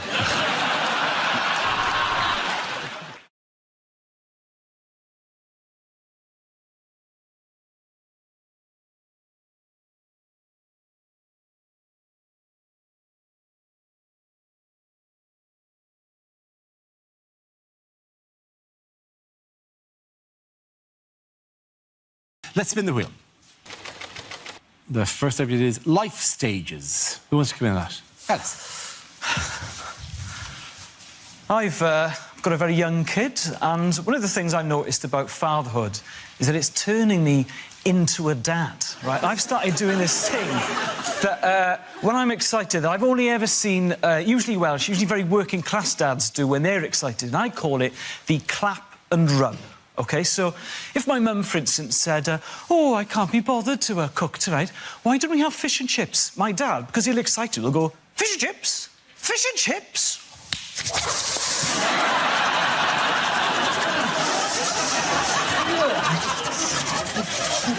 And I have started doing that now, but when I'm doing it, I'm like, what the hell is going on? Why am I clapping and rubbing my hands? But it's an amazing thing, the clap and rub, because it's so versatile. You can use it to display excitement about anything. So you're like, oh, I'm going out for a drink with my friend Dennis. Oh, the inquiry found me not guilty.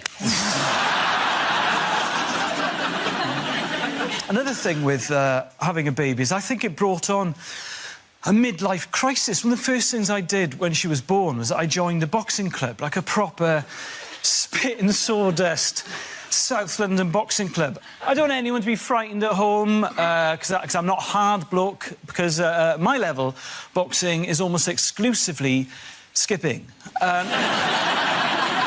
I am absolutely incredible at skipping now, but I don't know how this is going to help me in a one-on-one combat situation. I'm so be walking down to Mali way late at night and a bloke will be like, oi, give me your phone and your wallet. I'll be like, what, are you mugging me? Yeah, I'm mugging you. Yeah, you mugging me? Yeah, I'm mugging you. Yeah, yeah, yeah.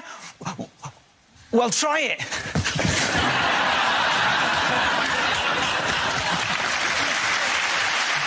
you very much, Alistair.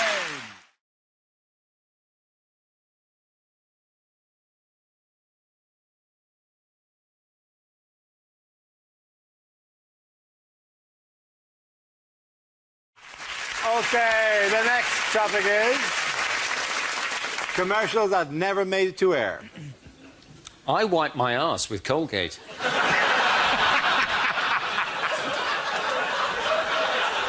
And now, I've got a ring of confidence.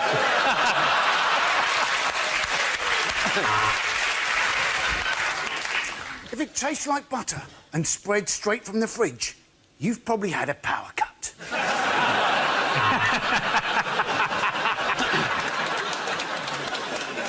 Condoms, because if she'd sleep with you, she'd sleep with anyone.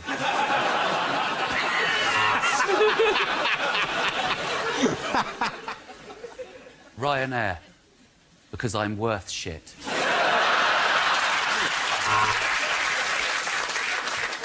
As leader of the Labour Party, I always like to look my best. It's very important to me to have a smooth finish, which is why I use the Mach 4.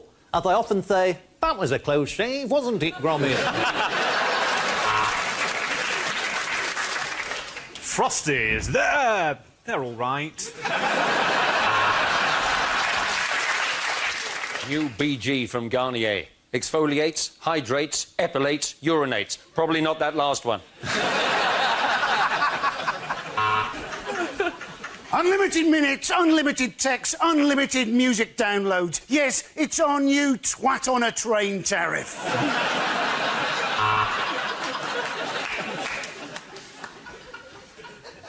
Have a break. Have a wank.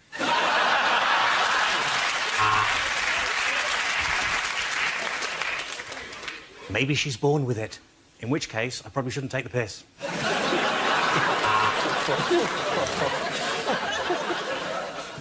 Bekele has to walk for 5 miles every day for fresh water.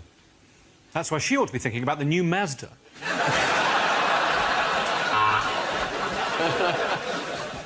Coco Chanel. Says bloody horrible, I'm sticking to Horlicks.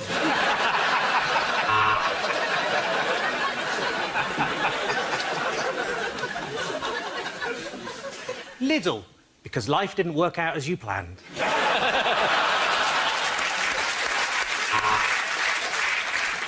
Hi, I'm Kevin Bacon, doing an ad on British TV. What happened? Have you got that bloated, uncomfortable feeling in your stomach? Then try going for a shit.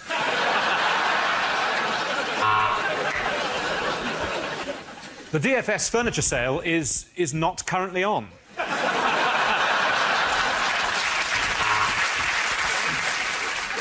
This Christmas, get Mock the Week on DVD, featuring all the regulars. Dara O'Brien, and this week, Andy Parsons, Will, Milton Jones, and of course, don't forget Mickey Flanagan, East End of London, and of course, very, very good, Chris Allison. Everyone, at the end of the round, the point to Alistair, Hugh, and Gary.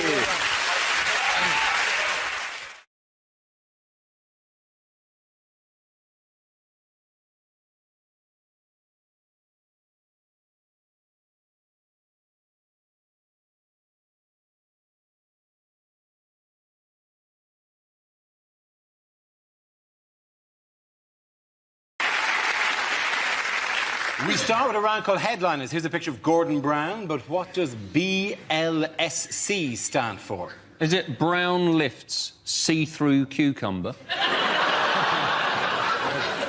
Bungle loses showbiz costume.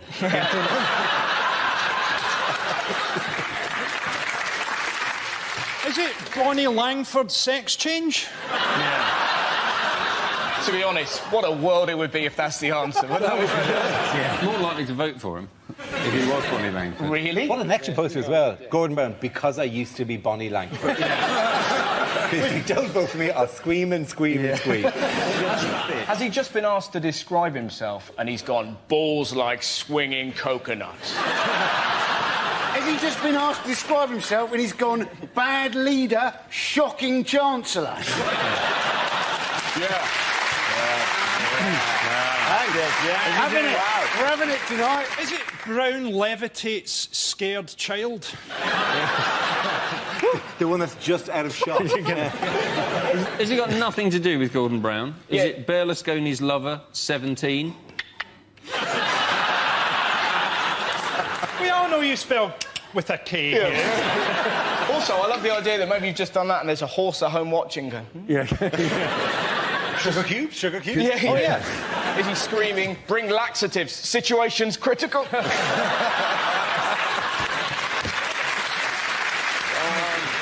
Listen, let me move you towards the correct answer. Is it Brown's leadership style criticised? Yes, it is.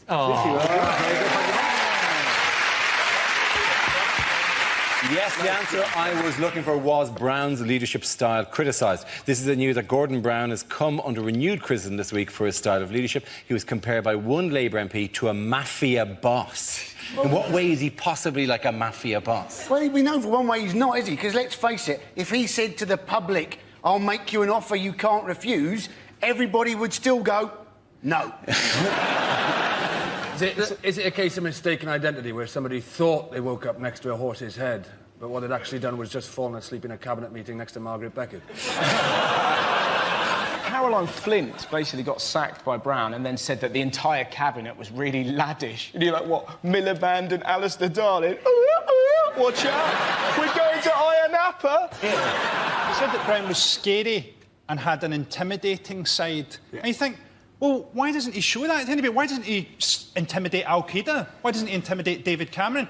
Why is it that the personality he chooses to present to the world is of an old woman's cushion that's been left out in the back garden for cats to piss on? Gordon Brown is so devoid of any life that if he was a cartoon character, this is the stage where they'd be drafting in a sidekick. Is anyone else sort of puzzled that Gordon Brown's nephew's in the cabinet and that he's a raccoon? To be honest, though, Frankie might have hit upon something genius there because... Really? Listen. No, because the Labour Party basically need a new frontman. And the raccoon idea is good, but they should go for that little fella out of the Compare the Meerkat advert because he is possibly the most popular thing in the country. Yeah, he is. Imagine that. Simple. Clicks his head, economy fixed. Meerkat. Why is he Russian? Why is the meerkat Russian? I've never understood that. Why is he dressed up in a stately home? These are questions. Never been made clear. You're making the mistake of imagining that we need something popular to defeat Gordon Brown. You know, you don't need a meerkat. Herpes would beat Gordon Brown. Let's be honest. You mean more as a psychic? I don't think herpes would make a good psychic, though. I'm Gordon Brown, and here's my sidekick. You know, you can see it manifest itself in the corner of my mouth. The ladies have said, haven't they? They said he needs to tone down his dark side. Yes. They appear to have confused him with Darth Vader. But maybe they're right. Maybe it's going to turn out, in fact, David Cameron is, in fact, Gordon Brown's son. Wow, we broke it first. I'd love if that happened. Because Cameron, big fan of this show, by the way. I met Cameron during the week in BBC Radio 2, just in the corridor, and he went, hello, and I went, hello. And he went, oh, yeah, Mock the Week, very good. That Boyle chap. What did he mean by that, do you think? I don't know. We just kind of went, because we both like, I had nothing more to add. You sure it wasn't just on his hit list to MI5, that Boyle chap? Make it look like an accident. This was a criticism made by female Labour MPs, yes. Wasn't it? Because they're not been put in the new cabinet. Who wants to be put in Gordon Brown's cabinet? That's like being handed a set of pilot goggles by Emperor Hirohito.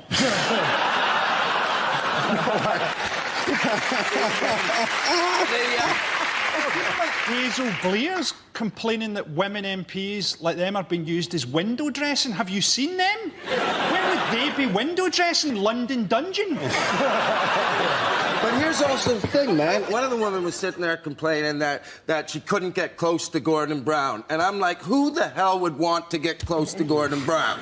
Who's going to sit there and look at that sexy guy over there with one eye? I'd sure like to see his moobs shake.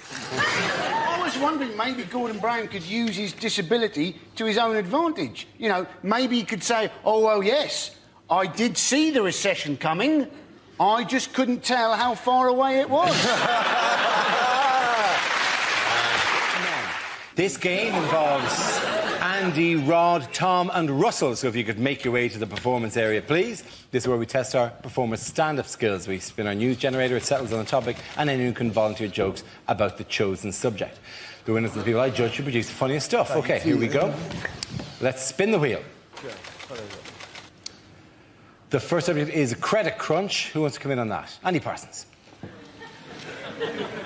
Now, the government have got this idea that what they want to do is bankers who've lost their jobs, they want to retrain them as teachers, but in half the time it would normally take to train a teacher. I bet the teachers are happy about that, aren't they? Hey, these people were crap at banking. The chances are they're also going to be crap at teaching, and they'll be even crapper if they're trying to train them in half the time it would normally take. Yeah, these people, right, sure it'd be better to retrain them as bankers. That is what they were crap Well done, Andy Parsons. OK, let's spin the wheel again. The subject is eating out. Who wants to talk about that? Rod. I ate out the other day. That's what I went to Cardiff Bay. It's all changed, you know, they've done it all up and it's all European development money, and some of the places now have got tables outside. It's al fresco dining in Wales. Just taking the piss. I think I tried to have a Twix on a bus stop a few years ago down there. It was too wet to eat. So everyone's pretending it's Madrid down there. You know, your soup bowl's filling up faster than you can eat it. I didn't get past my starters after 7 hours of soup and rainwater I gave up. Everyone's pretending it's Madrid, don't they? Your soup bowl's filling up. There's waiters with frosted eyebrows fighting their way to the tables going, spaghetti carbonara, spaghetti carbonara. I'll get another one, I'll get another one. Whatever. That leaves us with Tom and Russell. Let's spin the wheel. The next subject is extreme sports. Who wants to come in on that? No,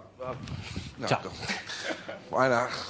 I went skydiving. I don't know if anybody here has ever gone skydiving, but if you haven't gone, I'll tell you what they do. They give you a couple lessons, then they bring you up into the plane, and you're not allowed to jump out of the plane on your own because it's too scary. So what they do is they hang you off the wing of the plane, which isn't scary at all. And the guy inside, he yells, "Let Go! 3 times. Then he gets mad. Starts kicking your hands. 'Cause I'm not letting go.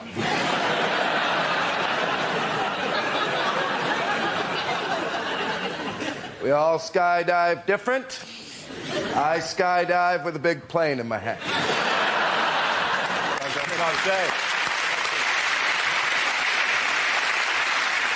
OK, Russell, let's see what you've been left with. Let's spin the wheel. Topic is families. Well, families are quite peculiar. Mine are wonderful. I went to Brighton the other day, and my uncle was like, watch out, it's full of gays, and they'll get you. They'll get me. They're gays, they're not ninjas. Not gonna... I'm so glad that I was raised by lunatics. I remember one of the weirdest stories I had happen to me when I was little. I was 8 years old. I was in Lanzarote. I just put some rubbish in a bin. I came around a corner and I was confronted by 2 werewolves, right? Turned out it wasn't werewolves, it was my mum and dad. Ah, ha, ha, isn't it hilarious? Not really, have shat themselves, right? But I've only recently found out they did not buy the wolf masks in Lanzarote. They bought them in England, which is beautiful and chilling at the same time. Look what I've got, David. Couple of wolf masks. You know, they're like wolves, don't you? Captain Shitterbrick next door. Well, let's put him on now, scare him. Can I hold you just there, David? Can I wait until we're in a foreign country, get him really out of his comfort zone, and then properly shit him out? Families. Well done, Russell. Point it in and go to Rod and Tom. Our next round is called If This Is the Answer, What Is the Question? On the board are 6 categories. Rod, which category would you like? The media, please. Right, the media, OK. The answer is 1 million. What is the question? How many Asian children are Brad and Angelina planning to adopt? Is it, how many times could I punch Adrian Chiles in the face without making him uglier? Is it in a poll of 1 million people? How many people hate Cristiano Ronaldo? Is it... Yes, clearly neither he nor his mother were in the poll then. No. Is it how many men will take their kids to watch Harry Potter this week simply to see how Hermione's getting along?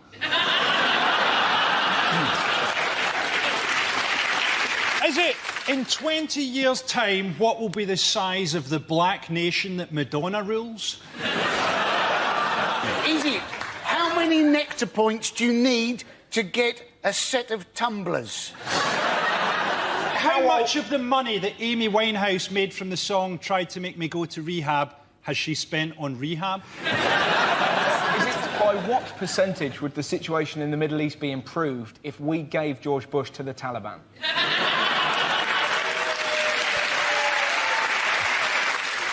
Is it what number would you get if you took everybody in Scotland who gave a shit about the Ashes and added 1 million?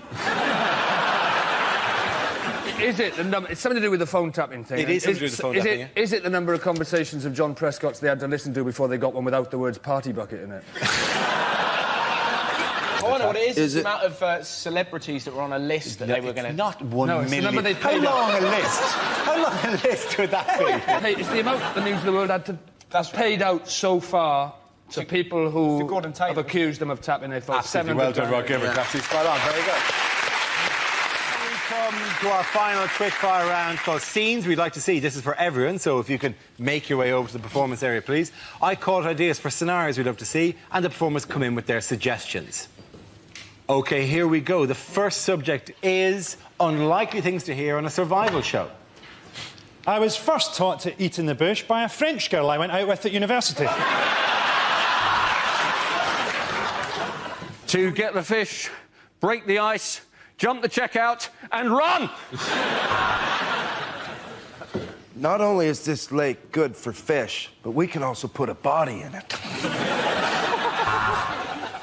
Using excrement, mud and twigs, they've made primitive bedding here at the Premier Travel Lodge. I'm in the Congo. Let's settle this once and for all. Do you boys like umbungo?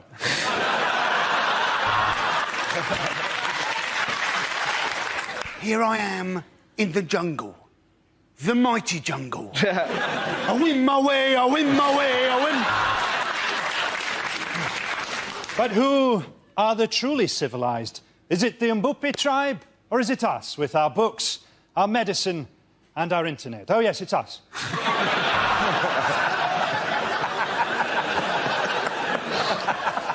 Of course, food is a scarce and valuable resource to these tribespeople. So I've just bagged myself 2 nights with this fella's wife for a Twix.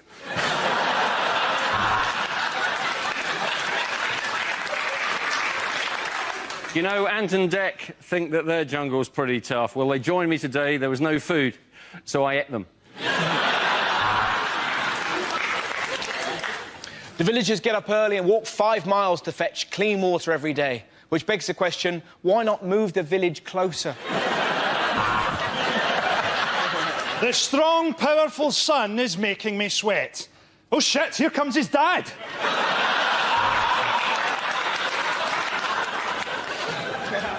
I've been living in these woods for 3 weeks now, but that's what happens if you're married to the Home Secretary and she catches you watching porn. I'm Bear Grylls, and this is my brother, Wolf Stir Fry.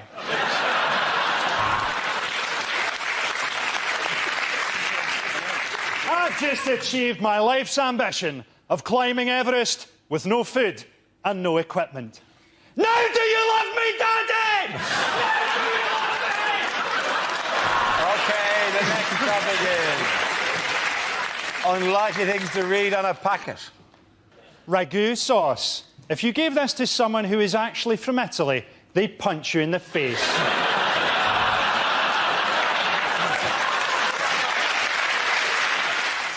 To open, push down tab, break tab, swear repeatedly, stab with a pair of scissors!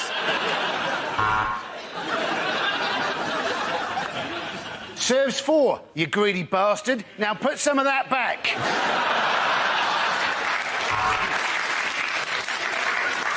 Viagra are proud sponsors of Andy Murray, for people who can only ever achieve a semi.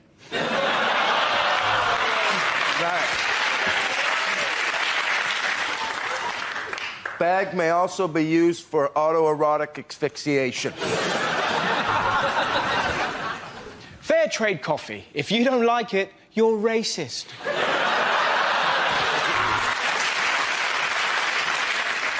Sunny Delight counts towards your 5 a day as -2.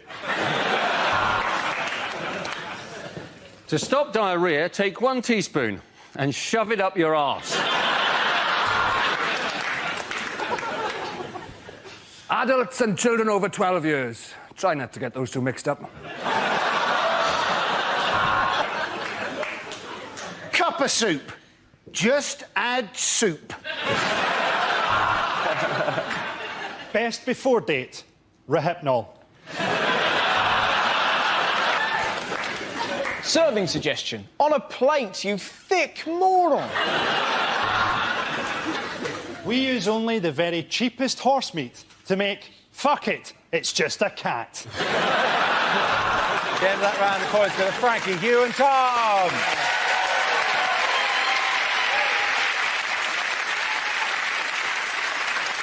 That is the end of the show. This week's winners are Frankie Boyle, Hugh Dennis and Tom Stade. Commiserations to Andy Parsons, Rod Gilbert and Russell Howard. Thank you for watching. I'm Dara Breen. Good night.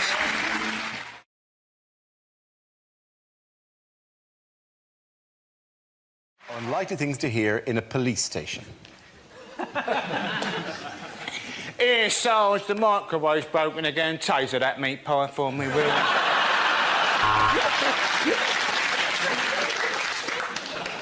Here, Sarge, pass us the art section out the Guardian, will you, mate? I was about to arrest her, Sarge, but to be honest, my bottle went because she shouted out, "I put a curse upon you! OK, the next topic is unlikely things to hear in a science documentary. Erectile dysfunction. Physical problem? Or has the wife just let herself go a bit? Tonight we look at the ginger community.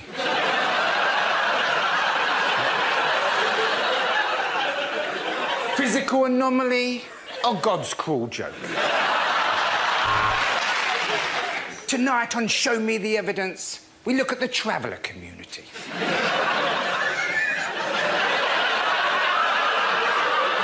Can they really put a curse on you?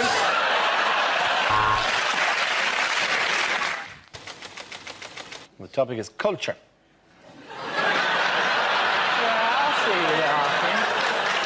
Yeah, there we go. Look. Thank you. I know you're thinking this man doesn't enjoy culture. Well, you're right, I hate it. Now, I am an intellectual. I know I left school with nothing, but I did go to university later on when I got a degree when I was 29. It was tough speaking up during the lecture, knowing everyone's thinking, blimey, the window cleaner's keen on me.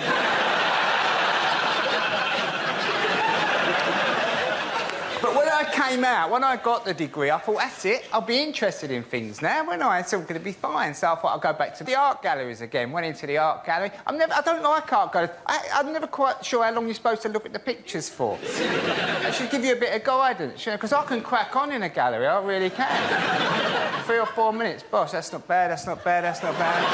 Just mess that up. I can be over by the door in about 5 minutes. The wife's crying at a Matisse. Come on, love, there's a Wetherspoons round the corner. But the other thing is, you've got to enjoy looking at other cities, apparently. The city break, does it actually exist, the city break? Is it a real thing?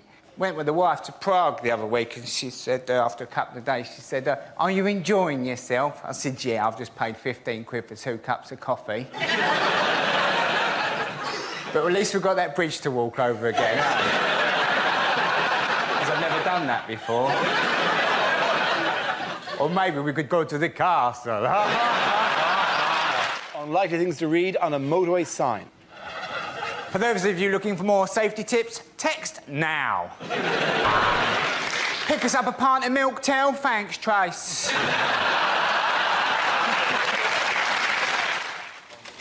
And the topic is fashion. OK, Mickey. Bound to be, wasn't it? I've returned to the vest. Happened a couple of years ago. I was walking through Marx's to get me pants. You always go back to Marx's. And, they know, they look at you, they go, you come back and you try. You went the next, didn't you? Got flash. And I saw the vest. I saw the vest, packet of singlet vest. I thought, I'm having them. Put them in my basket, I covered them over like pornography. Got to the counter, I said to the woman, get them in the bag, love, get them in the bag. Got home, I shook one of these vests out, I thought, put it on, I thought, that is the answer. The wife came home, she said, what's all this with the vest? I said, I like them, I'm returned to the vest. She said, I don't mind, but only indoors. So for a couple of years, I've worn the vest, sort of in secret. But the other day, I'd had a couple of cans of beer and I wanted a couple more, so I got up to go out and my wife said, the vest. I said, no more. I refuse to live a lie. I'm standing up for vest wearers all over the world. I marched off down the off here. I've got 2 cans of Stella Artois. Put one in my back pocket, cracked the other one open. And I walked back from the off in my vest. I made a discovery.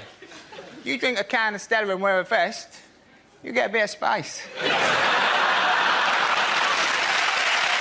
Unlikely letters to television channels. Dear Babe Station, have you actually read the trade description of that? Dear History Channel, the Nazis were bad. We get it. Unlikely things to hear on a history documentary. And on Time Team tonight, we're in Stratford on Avon, where we've uncovered loads of monkey skeletons and some typewriters. To be honest, I'm not interested in all this old nonsense, really, but since the end of Blackadder, the work's been fairly hard to come by. And subject is fashion. Now, I'll tell you about fashion. Now, a few years ago, I was looking for a new image. So I started going on stage like this, thinking that'll create an image for me. They'll go, "You've seen the geezer, stunning looking, where's his top button done?" Right? But I subsequently found out the image this tends to create is you're a wanker. So I looked into the whole issue of it, and I'll tell you the situation with the shirt button, OK? So, because the people don't really thought of like that, they tend to undo their top button. There we go. It's better, isn't it? However, it's not enough. Still a bit too high. Still a bit of tension in the room. What you really want is one more. Watch. See that? It's palpable, isn't it? Everyone's going, whoa, thank God for that. That is the level of buttonage we require from a man going out for the evening to the all-bar one. Very good. However, if I go one more, I'm suddenly back to being an arsehole again.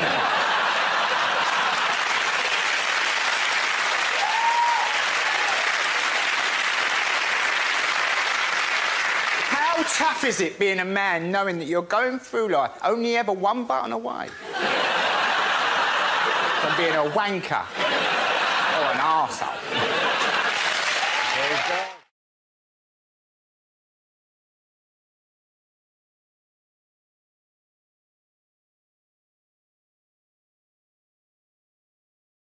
Now we play a round called Wheel of News, which involves everybody. So if you could make your way to the performance area, please.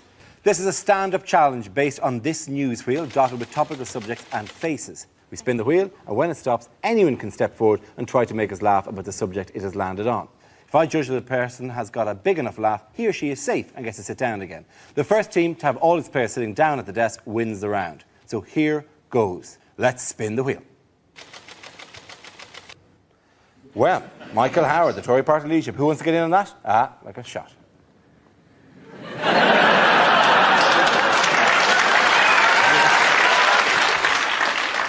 Hello. It's all right. I'm not going to hurt you.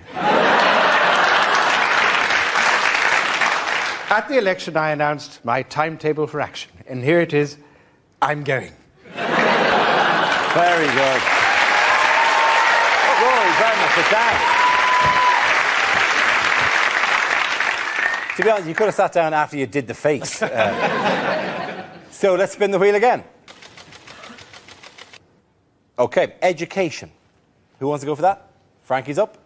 The government's new education policy, apparently, is to make children stay at school till they're 18. It's just not living in the modern world, is it? 17-year-olds having to go to school. Who's going to pick their kids up from primary?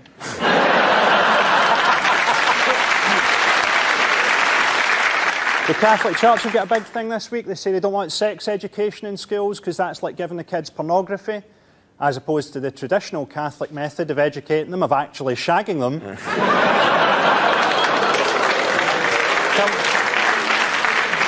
Come on. Sex education at my school was a muttered warning about the janitor. That's perfect. Frankie, sit down. Well done, you cool.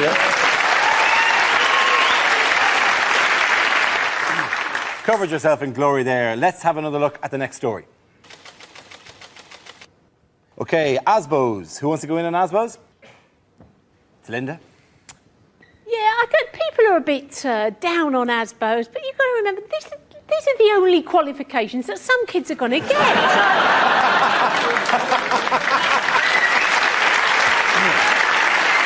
Linda, sit down. Well done.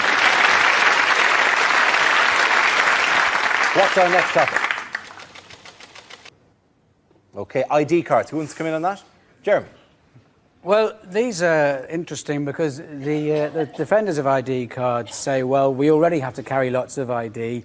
You need to establish your identity in order to establish your entitlement to enter certain leisure centres or to claim benefit or to establish your entitlement to enter certain buildings. But this new card will establish your entitlement to go outside. And people say, well, they were a good idea because we had them in the Second World War. But in the Second World War, it was just a piece of cardboard that said, this is Mr. Wilkins, he's not a German spy. This will be this digitised, magnetised thing that says, this is Mr. Wilkins. He may not be a German spy, but he's got a genetic heart defect. His sister's against GM crops, and he took a video late back to Blockbuster in 1997. Jeremy, please sit down. So, it's a tie-break situation. I'm going to spin the wheel one more time. I want the two remaining players, that's Hugh and John, to give me something on that one topic. You both get a go of it, and the audience essentially decides. So, let's spin the wheel. OK, the nation's health. Apparently, it's very important to stay healthy to have 5 portions of fruit a day. I do that. I have half a packet of Starburst. The Tories are very big on MRSA, which I found a bit surprising. I reckon most of them thought it was the way a posh man would pronounce the lead singer of the Smiths.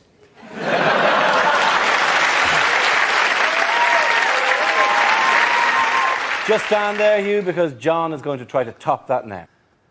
There is absolutely no need to worry about Britain's health because, as we've all learnt, Jamie Oliver is going to save us all. And if Jamie Oliver has only taught me one thing, and he has, it's this, that an unhealthy lifestyle is like a homing pigeon. Yes, it's a lot of fun at the time, but one day it will track you down and it will kill you. Very good. I'm going to give it to John, so John and his team are the winners.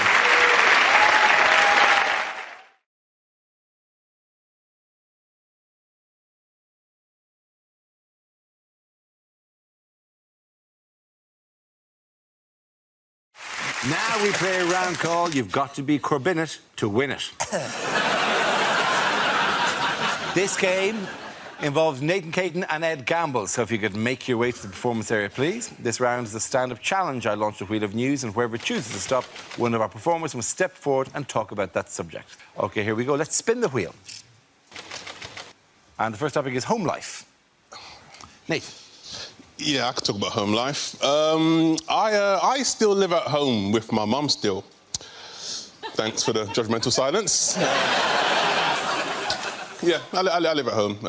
My mates give me the most stick for it, because I'm the last one in my group of friends who still lives at home with my mum. They've all moved out, so they see me as a mummy's boy. And every time they see me, they're like, Nathan, what's wrong with you, man? Why are you still at your mum's, man? Are you embarrassed? Why are you still at your mum's? Why are you still at your mum's? It's like, I live in West London. Have you seen house prices? I'm not going anywhere, man. If anything, I'm looking at my mum thinking, when are you going to bloody leave? Clinging on, let it go, woman. She's going to slap the black off me when she sees this. So, yeah, I like peace and quiet. Although, to be honest, at home, I'm not getting a lot of peace and quiet at the moment, mainly because of my mum and my stepdad. They got married quite recently. And I'm happy for my mum. You know, she's found happiness. She deserves it. However, at the moment, they're going through that honeymoon phase where they're having sex all the time. Yeah, it is bloody disturbing, man. Because my bedroom is, like, right next door. So, like, every time they do it, I hear everything. Like, a few Saturdays ago, right? It's late at night. I'm about to go to sleep. From next door, I can hear my stepdad going, oh, yes, oh, yes, oh, yes, oh, yes, oh, lad, say something nasty, say something nasty, say something nasty. So I screamed out, you're not my real dad!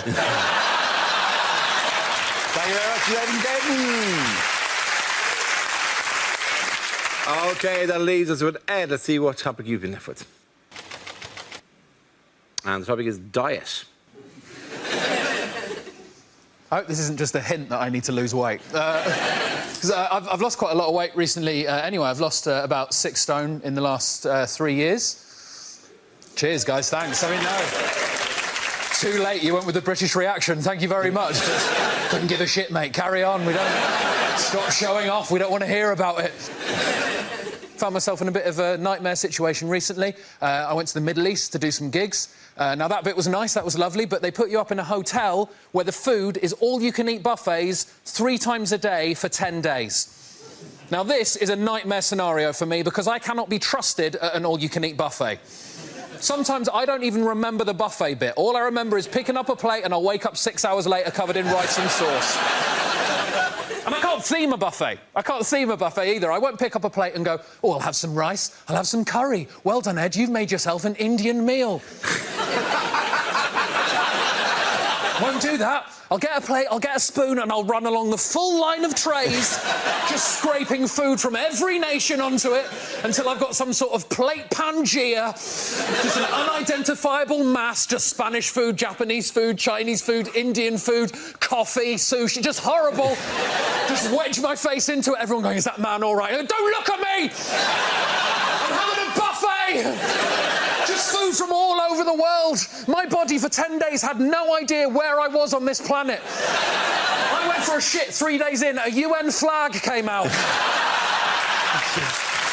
Well done. Bien unforgettable.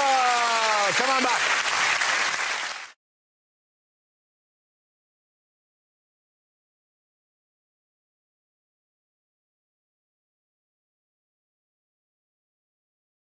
Holly, which category would you like? Please, may I have home news? OK, home news it is. And the answer is poultry, axes and pills. What is the question? Is this the ingredients for the hardest ever episode of Ready, Steady, Cook?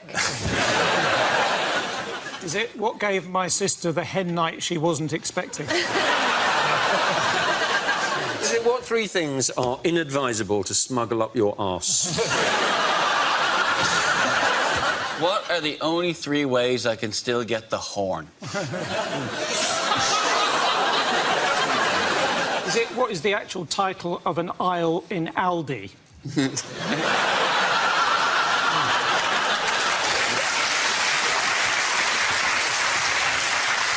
Is it what accessories come with the Charlie Sheen action figure?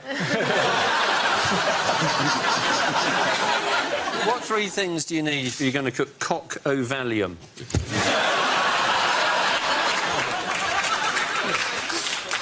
Is it a night out of Bill Cosby? Is it what respectively makes you a threat to vegans, trees and headaches? Triple threat. Is it what ingredients does Heston Blumenthal need to make a lemon meringue pie?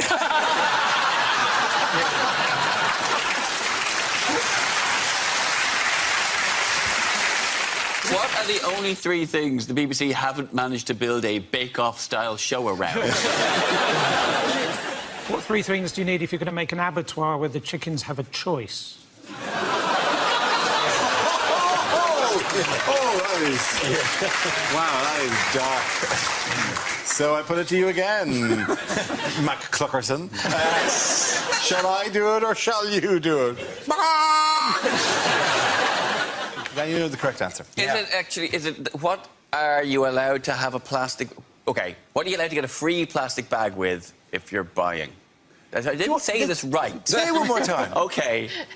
Because it's really technical. Because it's like, it's... What are you allowed... What? No, I can't do it. You have all the bit... What are the exceptions? OK, I've got it. For which items? What are the exceptions to the free plastic bag? No.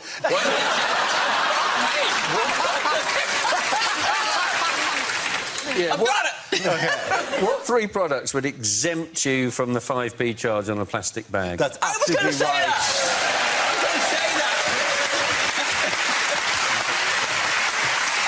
Yes.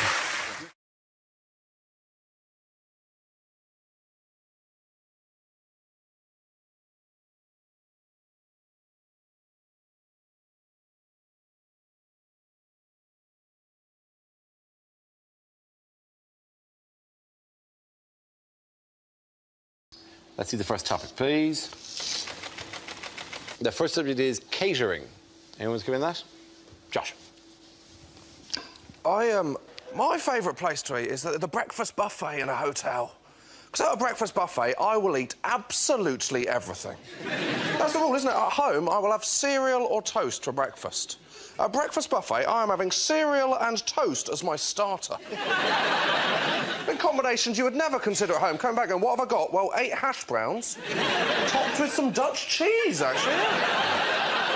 I have 4 pain au chocolat, 6 croissants, some segments of a fruit I've never heard of, and 12 of the smallest orange juices you have ever seen in your life. I I eat so much at breakfast buffet, I'm so tired, I have to go back to bed. And then sleep through to my next breakfast buffet. I'll be mixing the cereals, going crunchy nut cornflakes with shreddies. Who do I think I am, Heston Blumenthal? You've got to do it, don't you? It's like when you're in Nando's, they give you the plastic glass to pour your own drink. Think, well, I'll be an idiot not to make myself a spranter in this situation, wouldn't I? What am I having? Having a Sprocafolo, actually, yeah, all of it. What did it taste like? Utter shit. Absolutely terrible. Thank you. Thank you very much, well done, Jack. OK, let's have a look at the next subject. And the topic is smoking. Let's come out. Joe. I've actually given up smoking, which, well, that's a lie. I'll be honest with you, I'm one of those pricks that says they've given up and then goes to the pub and smokes yours. Because when I was a proper smoker, I hated pricks like that. I really, like, you know, someone comes to you and go, have you got a spare cigarette? I go, no. Because unfortunately, I'm addicted to them. Which means I pretty much take a shine to all of them.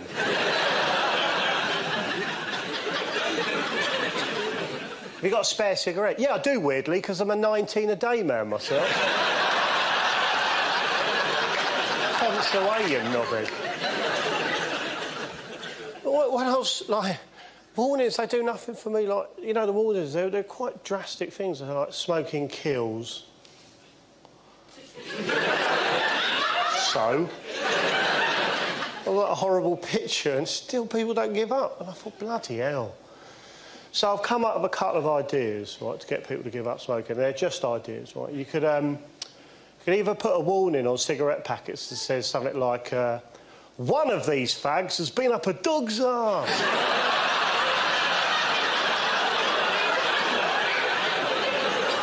Yeah, I think that'll separate the men from the boys, isn't it? Or simply make cigarettes cock-shaped. Well done, Joe. Thank you very much.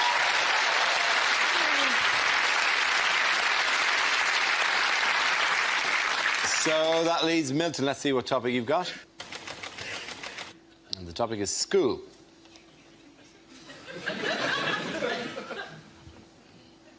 That last bloke was a bit weird, wasn't he?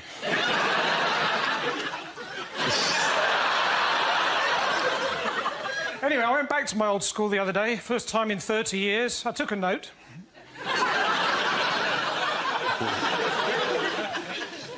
Teacher said, so, Jones, what have you done with your life? I said, oh, I'm just Britain's top Ofsted inspector. They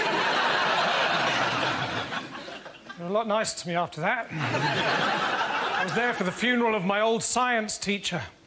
They asked me to say a few words, so I did. Method. We put the coffin in the crematorium.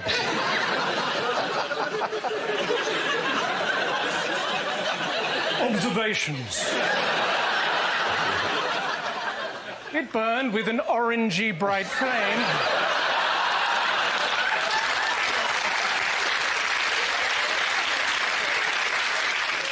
Conclusion. No more homework. Well done. Pointing out to the Milton Jones. Very good. Here's the back. There we go.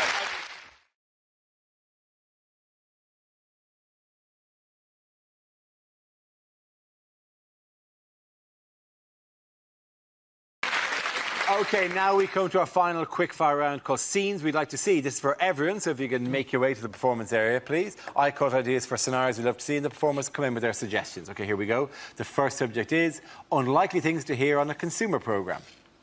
I'm Adrian Childs, and I was shocked by the new Shrek film. I've not been paid for it, yet I seem to be starring in it. Consumer scams are on the increase. If you'd like to find out how to stop them, send us your name and address, your date of birth, and your mother's maiden name. I've just found out my jumper was made by Indian slave children. Can I just say they did a wonderful job? Next, we speak to Barbara, who was devastated when she bought Daniel Bedingfield tickets that turned out to be genuine. At first, the company seemed willing to compromise. Then we sent them a letter from Nicky Campbell, and they told us to fuck off. I won't be on this show next week because I'm going off to Nigeria to pick up my lottery winnings. Last week, we said that we were going to expose London's security scene. This week, we say there's been a misunderstanding. Could I please have my kids back? On closer inspection, Mrs. Wilkins, your hamster's jacuzzi would appear to be a food blender. Hi, I'm Nicky Campbell, and I've been ploughing through the usual 5 sacks of hate mail to find this letter complaining about washing powder.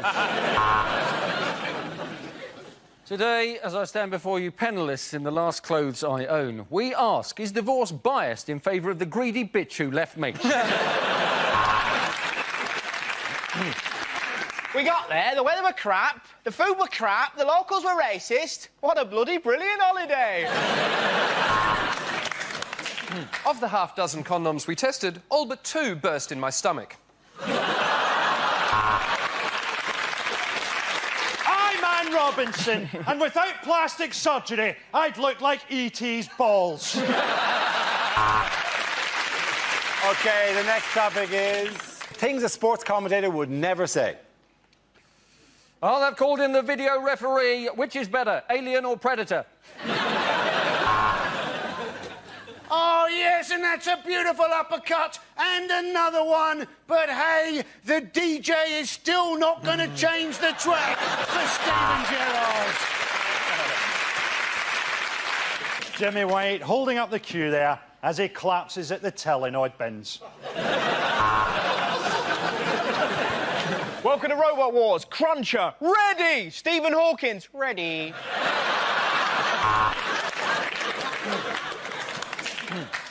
And England have won the Ashes.